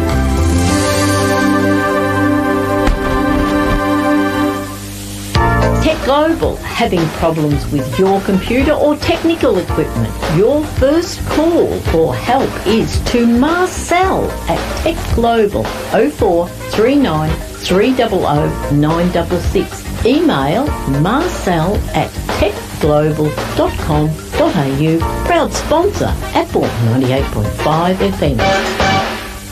Hello, it's Chris from the Salvos. Join us every Sunday morning at 8 for Light and Life, where we look at issues that face each of us in our daily lives. We hear encouraging stories from people who've found freedom from destructive behaviour, and we have special guests who are experts in their field to help us find freedom from whatever's holding us back in our life. Freedom from addictions, freedom from poor self-esteem, freedom to make us the people we really want to be. Light and Life, every Sunday morning at 8, right here on 98.5 Apple FM.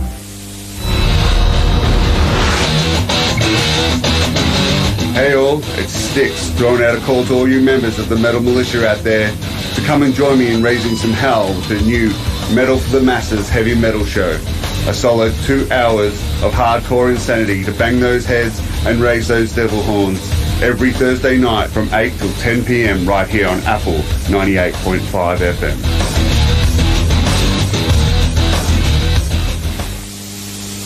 Ferguson Player Bakehouse, 151A Main Street, for all your hot and cold pastries, sweets, teas and coffees, cold drinks and specialty cakes for all occasions, made to order or choose from their range on display. Under current conditions, dine-in COVID-safe rules apply and masks must be worn in the store. Phone 5367 7077 to place an order or book a table. Ferguson Player is a proud sponsor of Apple 98.5 FM. Stockdale and Lego means real estate because your success is our business. Take a look at our station sponsor website www.stockdaleandlego.com/Bacchusmarsh and like our Facebook page to keep up to date with new listings, open for inspections and rental availabilities. Stockdale and Lego, we are here for you. Proud sponsor of Apple 98.5 FM. Greedy Grub, 2 Albert Street, Darley. Phone 53672888. Stop for your healthy early morning food start. Open from 4 a.m. till 2 p.m. Monday to Friday. Greedy Grub, proud sponsor, Apple 98.5 FM radio. Embroidery Melton are soon to become fully promoted Melton. Only the name and premises will be changing. They will still have the same great promotional products, workwear and service to help you get your business or club recognised in the community. Embroidery Melton help Apple 98.5 FM become fully promoted and can do the same for you. Call Frank on 9743 2550, proud sponsor of this station. Studies show smiling is directly linked to confidence. A healthy and beautiful smile boosts self-esteem and allows us to live with confidence. Bacchus Marsh Dental House. We will make you smile with our comprehensive care and a range of finance options that fits your lifestyle. We offer a variety of services including dental implants, orthodontic, Invisalign and children's dentistry. 52 Gisborne Road, phone 53152 777. Sponsors of this station.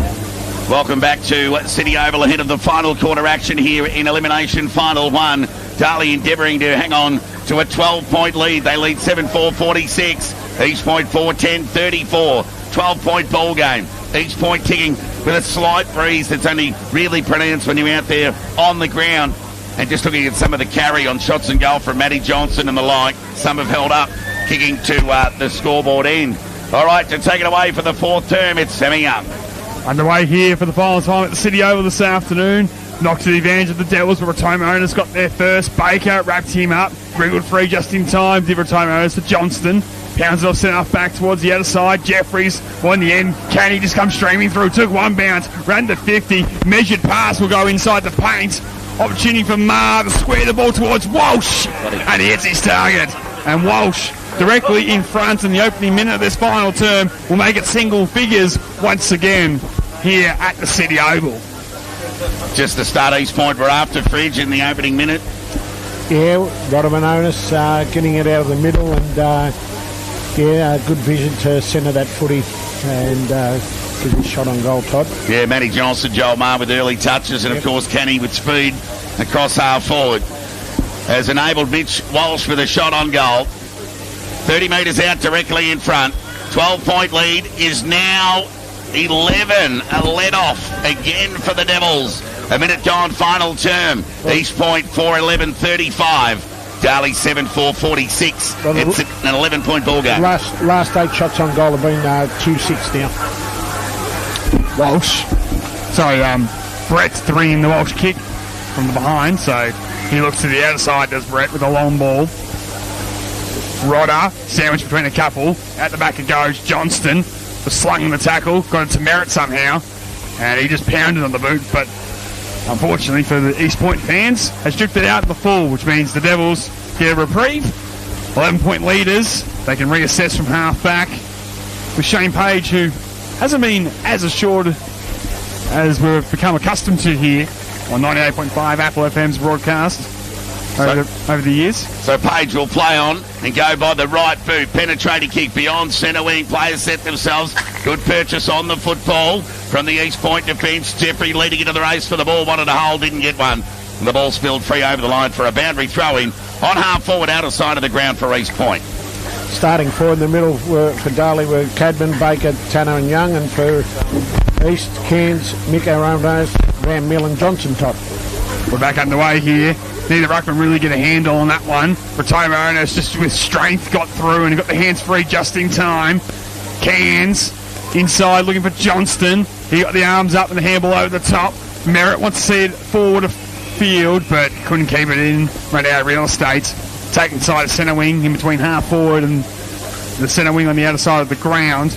East Point, you feel in a low-scoring affair. Want to get one on the score sheet early here to leave a big run home to try to run on top of Darley here at the City Oval. Half forward outer side of the ground for East Point. Boundary throw in. Van Mill in the ruck. Won that tap. Knocked it boundary side.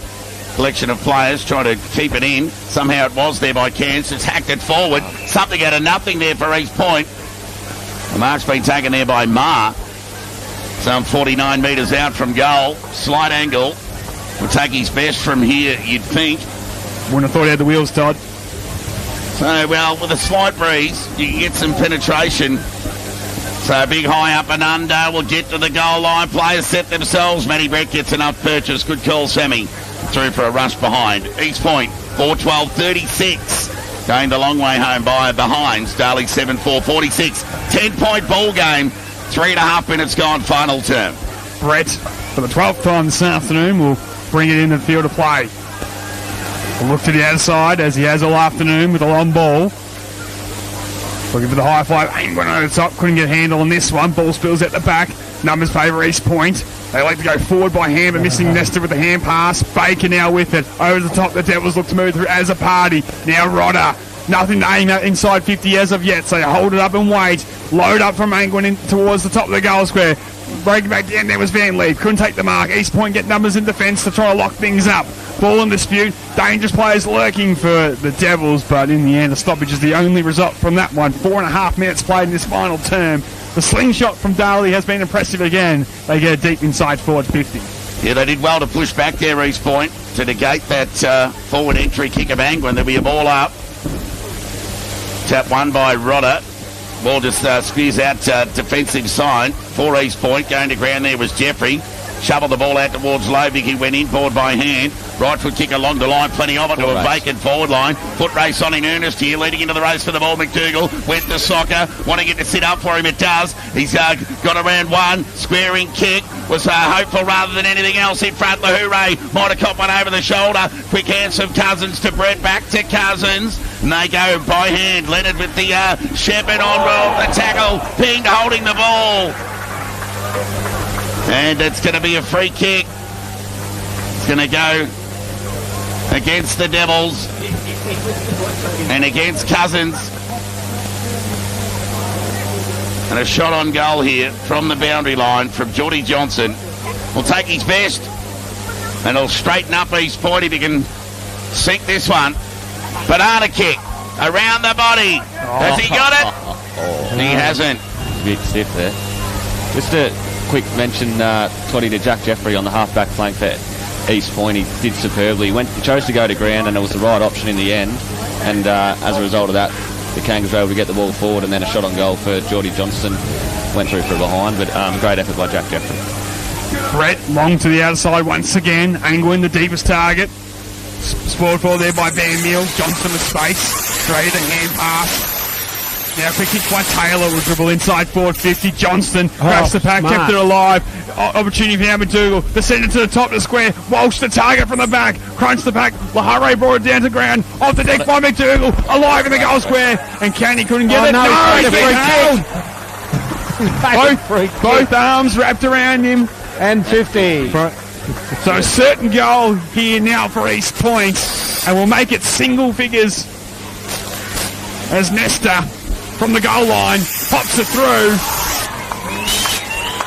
And East Point get first blood in the final term of the first elimination final. They move now to 5 goals 13 here.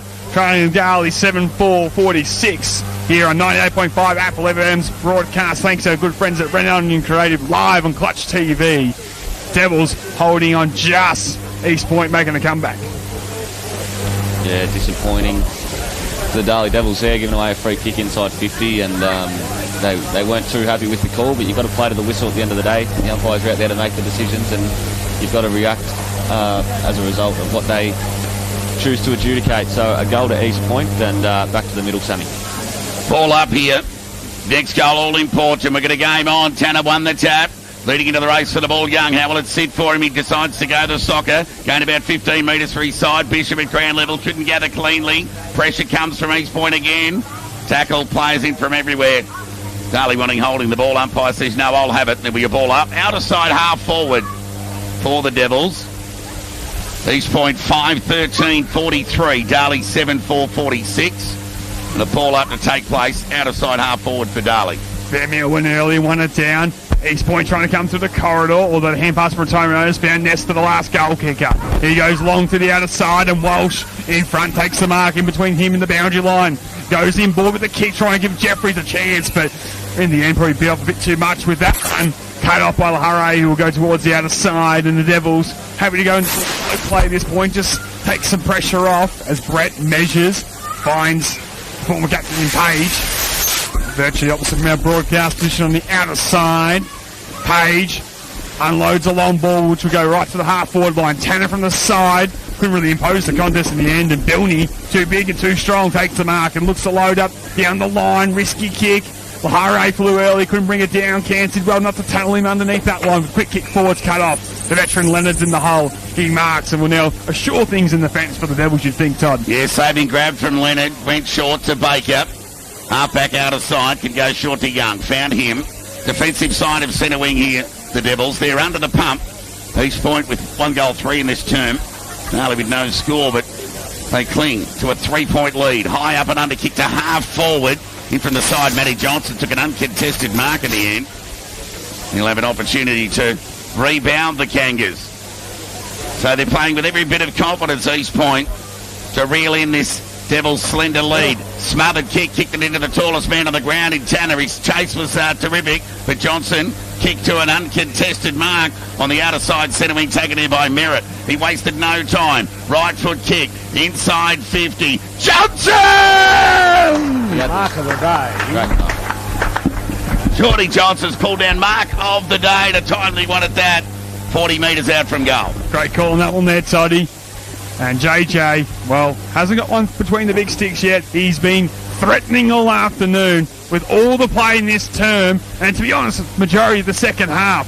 East Point at the 10-minute mark of this final term. Through Jordan Johnston. Got very close to the man of the mark. And in the end, just only has registered a minor score.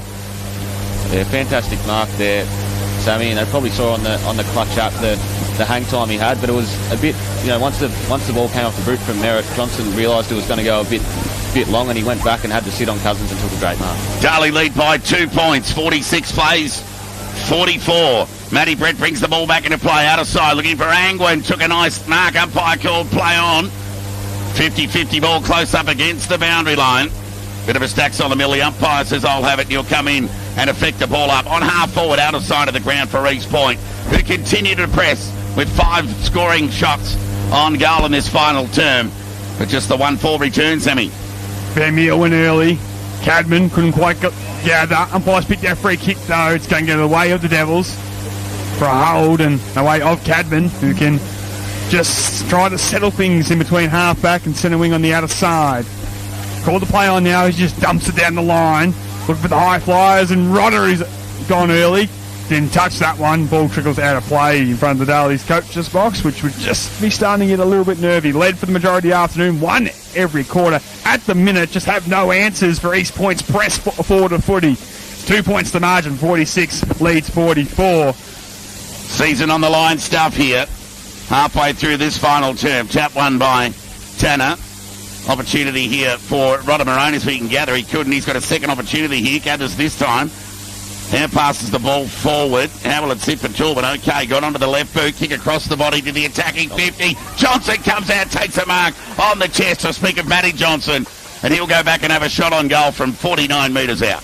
And Fridge, how good was the work off the footy there by Matty Johnson to work himself to the front? The kick wasn't perfect, but he made it perfect. He may stop, started, then took off and once again create potential the space and run under the mark. Lunge forward like Jonathan Brown style, and will kick from 50 to put East Point in front. The captain's kick is on way, and like his brothers won a couple of moments ago, it's away to the right, and it's now a 1 point ball game here at the City Oval. 7-4-46 leads 4 goals, 15-45. An inaccurate East Point unable to pinch the lead here. Darley clinging on through Matty Brett to full back now. Brings the ball back into play. Kick has to be good. Cut off by Matty Johnson again.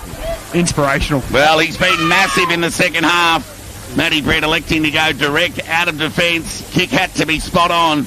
Matty Johnson just doing enough with every bit of his experience to cut off that... Well, Ward was going to gobble it up, but just reading it beautifully was Johnson. Well, he just baited him, and to all Matty Brett's good work today, kicking off one step to full back at this point of the game, a little lapse of concentration maybe. So Johnson with a chance. Shot on goal, goes across the face. There's been a mark taken on the last line of defence to deny East Point a score, and it'll be Matty Brett again. Will go short to Cousins. So Darley hanging on to a 1 point lead. 7-4-46 plays 5-15-45. So Cousins will go along the line. They're under the pump at City Oval here, the Devils. Kick towards half back. Going to spoil there was Van Meal. Didn't realise how much space he had. Waiting at the back was Rodder Moronis. Got it to Building, who just thumped it on the boot. Another territory kick for Building. Spoil on the football on Johnson was good. Jeffrey ran onto the football and it just kicked off bounds and kicked it out of bounds on the full. And the resultant free kick will go to Mace Cousins. Every time he turns on those afterburners, Jeffries, you just think something's going to happen this time. Just couldn't drag it back in the field of play.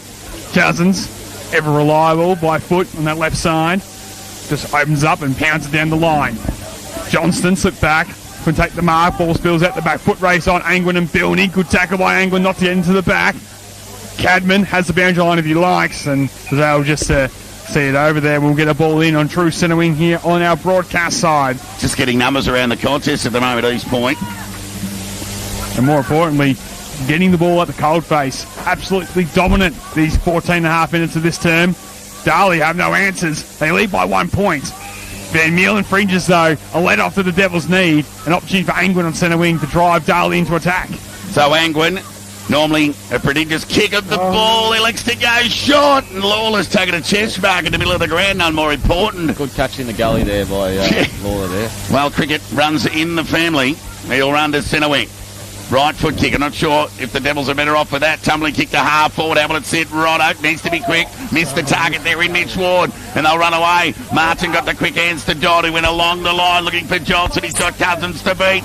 Went over the head. Letting assist there was Matty Brett, who went the spoil. Did well. Cousins got it to Lawler, who just spewed a kick out wide. Oh, diving attempted mark. They've got numbers here. They want to be quick here. Ward got it to Bewley. Inboard to Angwin. Need to be quick. Pressure coming. Gone again. Nearly in the back. How will the umpire adjudicate? Lets it go. Matty Johnson ran to grandstand centre wing. Doubling hand pass. Got to Rodder Moronis on the bounce. Matty Johnson can put East Point in front. Shot on goal.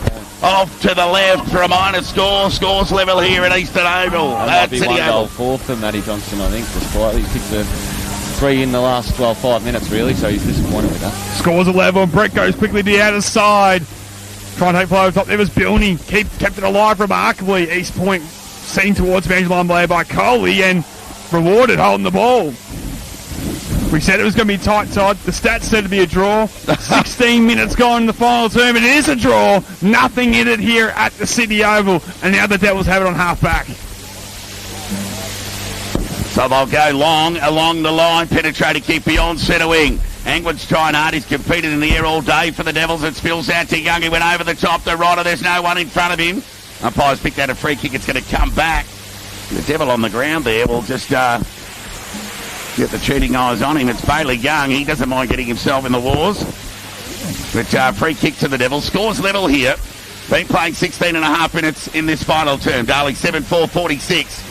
Darley East Point 5-16-46. So they've got the ball on half forward, the Devils. It'll be Joel Cadman. Penetrating kick inside 50. In front, Angwood. Ball knocked away from him. Who's at ground level? Mar was one of those, so too Carson's. Defensive forward pressure from the Devils good to affect the stoppage some 15 metres out from their goal. In the first real time this term, the Devils have been able to get it deep inside forward 50. And now with the scores level, trying to find a way, hit the scoreboard. Knocked down by Angwin for a neutral territory. Big tackle applied on Rodder there by Rotoma Onus and be locked up 30 from goal. Of course, 3 goals straight after half-time for Darley, whilst East Point, well, they've done it the hard way. 3 goals, 11. Could have put the game beyond doubt with some accurate kicking. There's the ball up, tap one by Angwin, went boundary side. Spiteri over the football with Geordie Johnson, who tried to wrestle the ball away from, it might have been Lovick, in fact, before it's hacked by the left boot. Out of defence, in front, the Devils couldn't take the mark. Ball on half forward for them before the umpire will come in and effect a ball up. So it's about 70 metres away from the Darley goal and about 120 metres away from us here in the broadcast area. It'll be a ball up, outside half forward. Contesting the ruck, Angwin went over his head. Chance here. Umpire picked out a free kick here. It's going to go to East Point for a push in the back. It's going to go Matty Johnson's way, who really has been instrumental in this second half. Been terrific. Has lifted immensely. So he has ball in hand. Scores level here. Picking with the aid of a slight breeze and momentum at his point at the moment. Right foot kick toward the fly. Couldn't quite take the mark. He's pretty hurt though. Ball at ground level and there's a free kick for holding the ball. Wowee. Play on, said the umpire now. And Dodd pounds it inside 50. JJ to deepest forward. It won't get there though. Cousins not paid the mark. Has to go immediately. Just dumps it out of defence. Big contest on the outside. And Young. What a mark. Did so well. Had 2 to beat and just used the body the best. Can hold it up of half-back. Can Bailey Young. As we approach time on in the final term. High ball towards centre wing. In the end, it's pitched on the line and it's gone out of bounds. So we'll get a ball in directly opposite from our broadcast position. Anyone's ball game here. The first elimination final here live on 98.5 Apple FM. Thanks to our good friends at Red Onion Creative for streaming on Clutch TV. This is Todd Whelan. Darley 7-4-46. East Point 5-16-46. Scores level. Next disposal. All important territory. Gain. Opportunity for Rodder Moronis to fed the hand pass out. Ball went towards half forward. Territory kick, as I spoke of, for East Point, found its way to half forward over the line for a boundary throw-in. 19 and a half minutes gone, final term. Scores level here at City Oval. Club legend David Barnes, don't be going to get a stubby out of the fridge. Stay tuned, mate. Get back underway here with Van Meel just slapping it forward, and Rotoma just gets off his bike. Will pound it towards to the top of the goal square. Johnson and Cousins was there, both arms around the waist. Umpire disagrees with me. McDougall gets boots of ball right to the goal base. Oh, yes. Missed at the last second. I thought it was going to bring the house down was Bryson, but another minor score. They're 7th behind in this term, East Point, but for the first time in, well, I think maybe even all afternoon, so they've taken the lead here. So Darley have to score or it's season over. They'll bring the ball back into play. It'll be Leonard who lopes away. On the right boot, gets it towards half-back. Young the target. Couldn't take the mark. Opportunity here for Johnson. The dangerous Johnson squaring kick. Meant for Merritt. Page read it well. Cut it off and took a nice mark. So he'll play on. The dual club best and fairest kick to centre wing. Tanner sets himself. Couldn't get a hand to it. Ball spills free. Chance here for the Devils through Spiteri. He ran out of space for the line. Ball rolled over the line for a boundary throw-in. On half forward for East Point, out of sight of the ground. And it's the Kangas who lead by 1 point. They're attacking side centre wing as well. You feel like in a low-scoring affair, there might only just be one more goal in this game. It's been that tight of a tussle. East Point haven't made a count on the scoreboard. They've had a fair run in this term to put the game beyond doubt. Their captain in Johnston, 3 opportunities of his own. We'll get back underway now. The ball now towards more true centre wing. Van Meel just tries to slap it forward. Off hands, Brett got involved for Darley. They'll come away with it through Lance. Spears the ball down the line. Opportunity there for England, but it was just at his feet. And in the end, just couldn't quite pick it down that low. So 1 point ball game, 21.5 minutes gone. East Point, that 1 point slender lead. Young Bailey Young's come off the ground, Todd, with some sort of ankle or leg injury, so he'll be a bit of a loss in this last couple of minutes. Chance here for Tallman. Negotiates by hand to Johnson, who went along the line with a tumbly kick. Errant at that, went out of bounds on the full. And a chance for the Devils to rebound. Near 22 minutes gone. Final term here at City Oval. East Point 5-17-47, lead Darley 7-4-46. Devils scoreless in this final term. Kick kept low, was okay to Page. Had plenty of it, Page. He's tried all day. Right foot kick into the forward line. No doubt right on the target. Sets himself, goes to spoil. Who's at ground level? Chance here for Bishop. Fires out the hair pass towards Joel Cadman. High up and under kick. Johnson wanted the hold. Did he get it? No, umpire call play on. Chance for Land across the body. Dribbling ball. Through for a point. Scores level here again. Any chance of extra time? 22.5 minutes gone. Darley 7-5-47. East Point 5-17-47. The numbers don't lie at the moment, Semi. I was going to say we couldn't split them pre-game on the stat sheet. We can't split them at the 22.5 minute mark on the score sheet. Down the middle, go East Point. All attack, all or nothing. Johnston couldn't take the mark. Ball hits the deck, in dispute in the middle of the City Oval. Quick kick by Jordan Johnston will just be hurried forward. Opportunity to run onto this one's Canny. Picks it up nicely. Handball over the top was good by the Kangas.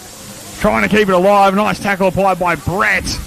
And in the end, the umpire says, give it to me. And East Point pressing, despite being one player in the down since halftime. Spence, we haven't seen Jacob Brown return after he limped up at halftime. Yeah, spot on, Sammy. And just for those watching it on the Clutch app will be wondering what happens in the event of a draw. 5 minutes each way for the two sides. Timely call, Spence. 23.5 minutes gone. Final term here. City Oval, just the 1 goal kick for the term.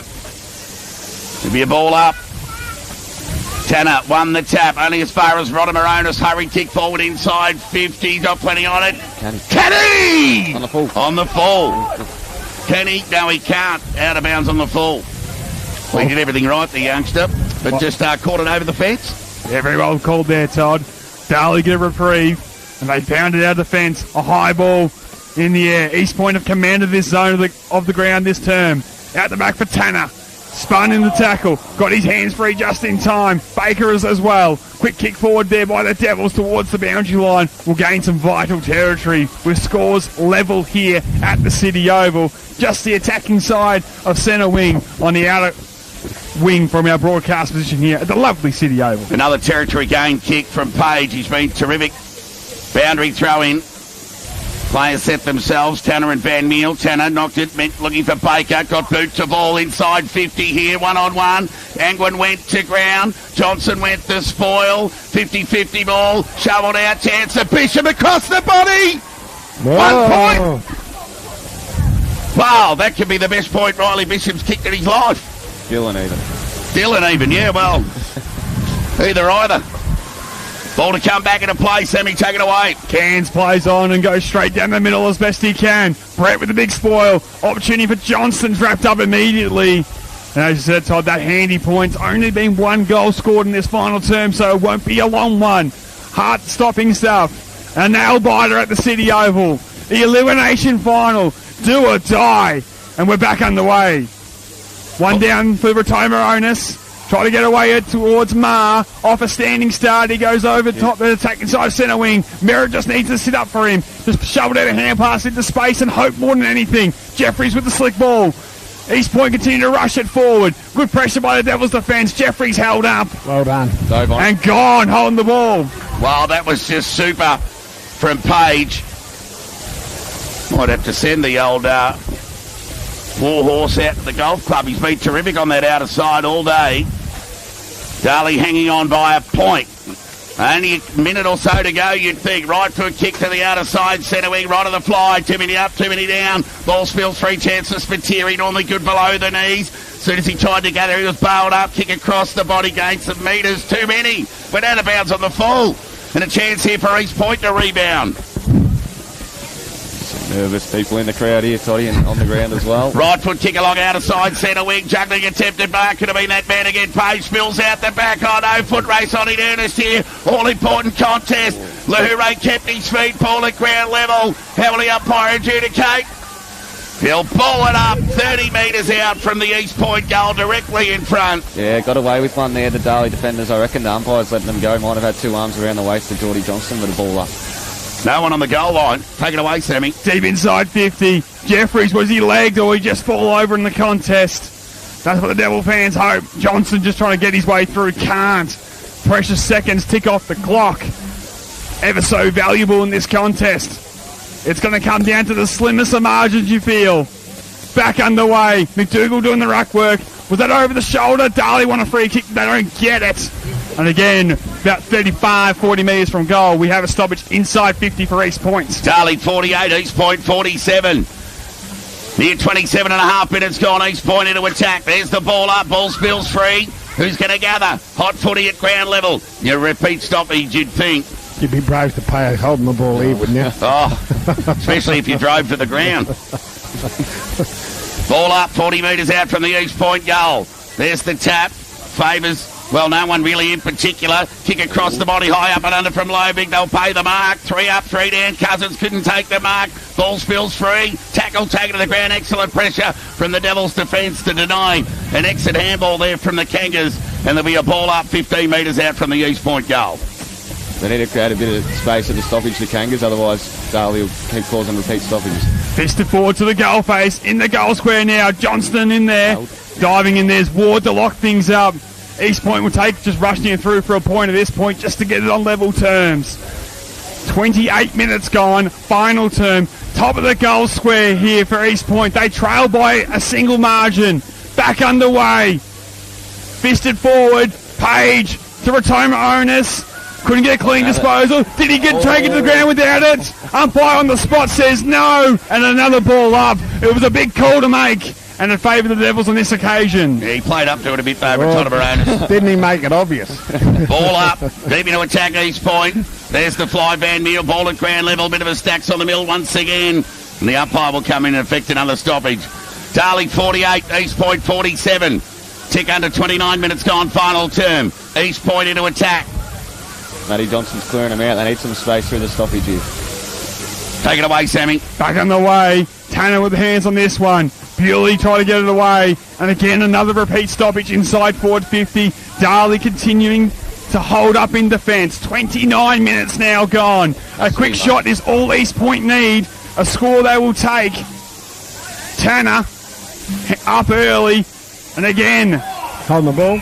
No free kick and just holding on for dear life are Darley into season 2022. They lead by a point, Todd.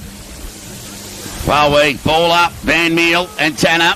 Van Meal won that tap, searching one at that, running onto it. No, Jeffries ran past it in the end. Here they come again. Players in from everywhere. And the umpire says, I'll have it. There'll be another ball up. 40 metres out from the East Point goal. Darley 48, East Point 47. Mad Monday for the loser. A progression and a meeting with Ballarat for the winner. Ball up, tap one by, well, square that away. Chance of Matty Johnson to be the hero. Tackle taken to the ground. Kick goes across the face. 20 metres away from the East Point goal before it's knocked over the line for a boundary throw-in. Desperation by Lahure. Oh, what a finish to this classic via the vision of Red Onion and the Clutch TV app and Apple 98.5 FM. 30 players inside East Point's forward line here. Tanner with the fist, knocked on by Lahure.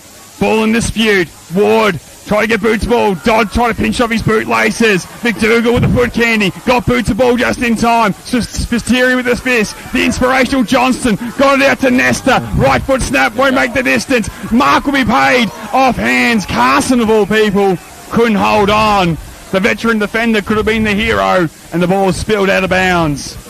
What a final quarter it's been, Toddy. Fantastic game. Yeah, well, it's gone longer than an episode of Neighbours this. It's here, 31 minutes gone, final term.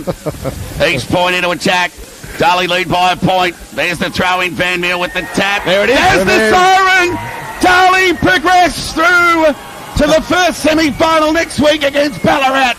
And they've hung on to win by a point. Can you believe it? Scores were drawn level. We tipped the draw at the start of the game, Sammy. According to the numbers, the offence and the defence said it would be a draw. But it's Darley, something out of nothing in a rare forward 50 entry in that final term, where Dylan Bishop's right foot kick across the body, snuck in for a behind, and no more important behind kicked for the season by the Devils. Well said there, Todd. And well, Jake Bridges' men have no one else but themselves to blame. 5 goals, 17 today. Couldn't get it done in front of the big sticks. It's a simple story that the scoreboard paints. You get it between the sticks more often than not, you'll win more games of footy than you lose. And you called it well with the Bishop behind.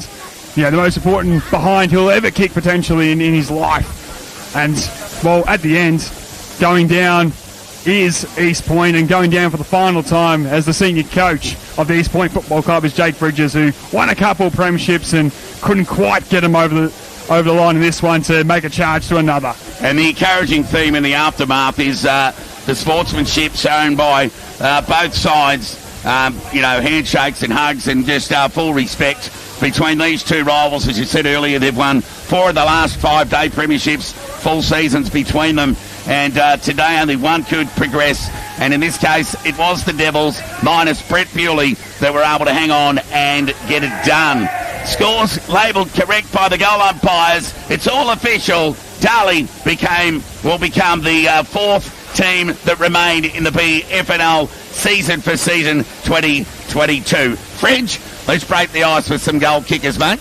Oh, wow, Todd. All singles, so let's not get excited.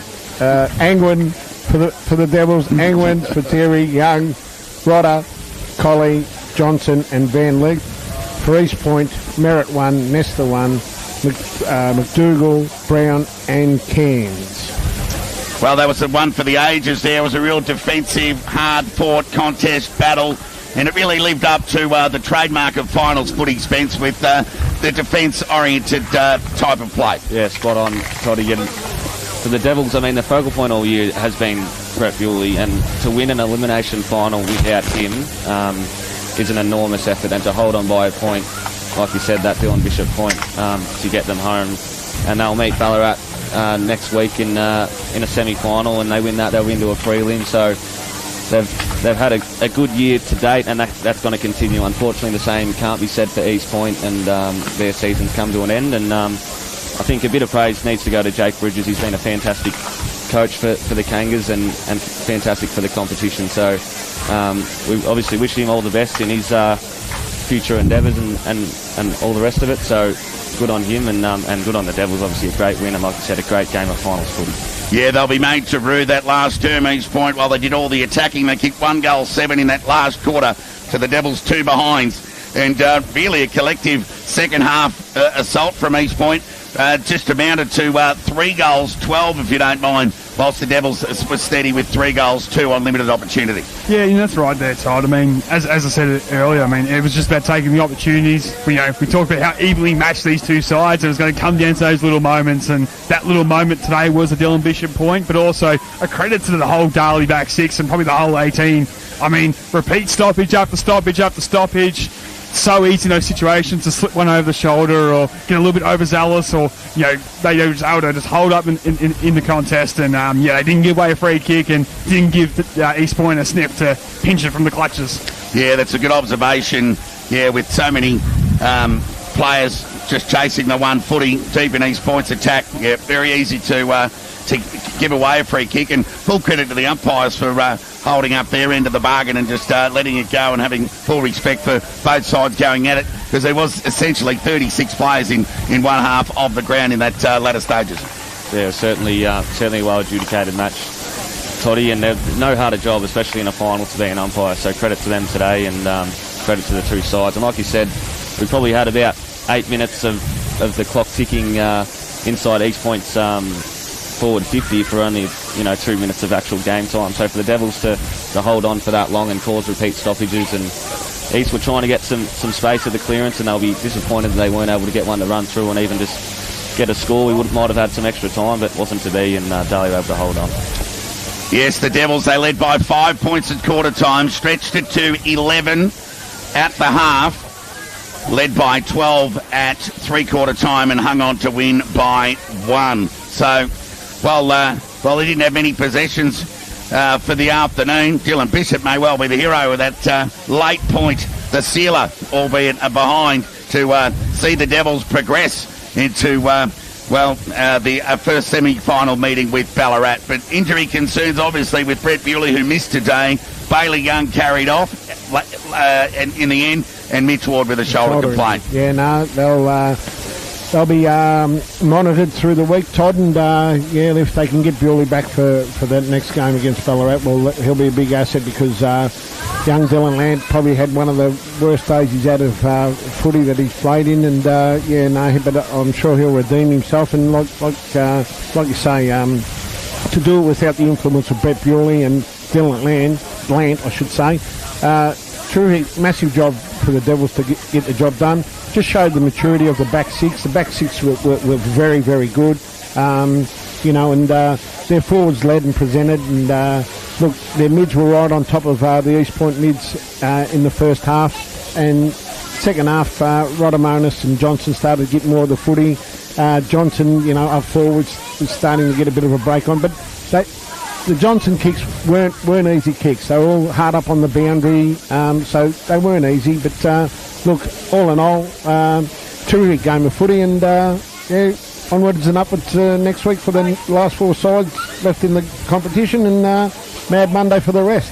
Kudos to the Devils back six. I think you're right. I think 4 of them will feature among the better players, and Shane Page, Matthew Brett, another 2 of those terrific. And I'll give, just noticing through the game, must have great faith in his side, Dan Jordan, to give a Van Leith to run with Johnson on a couple of occasions. It's a youngster playing against a very experienced player. Rolls the dice and gets the response. Yeah, just tries things.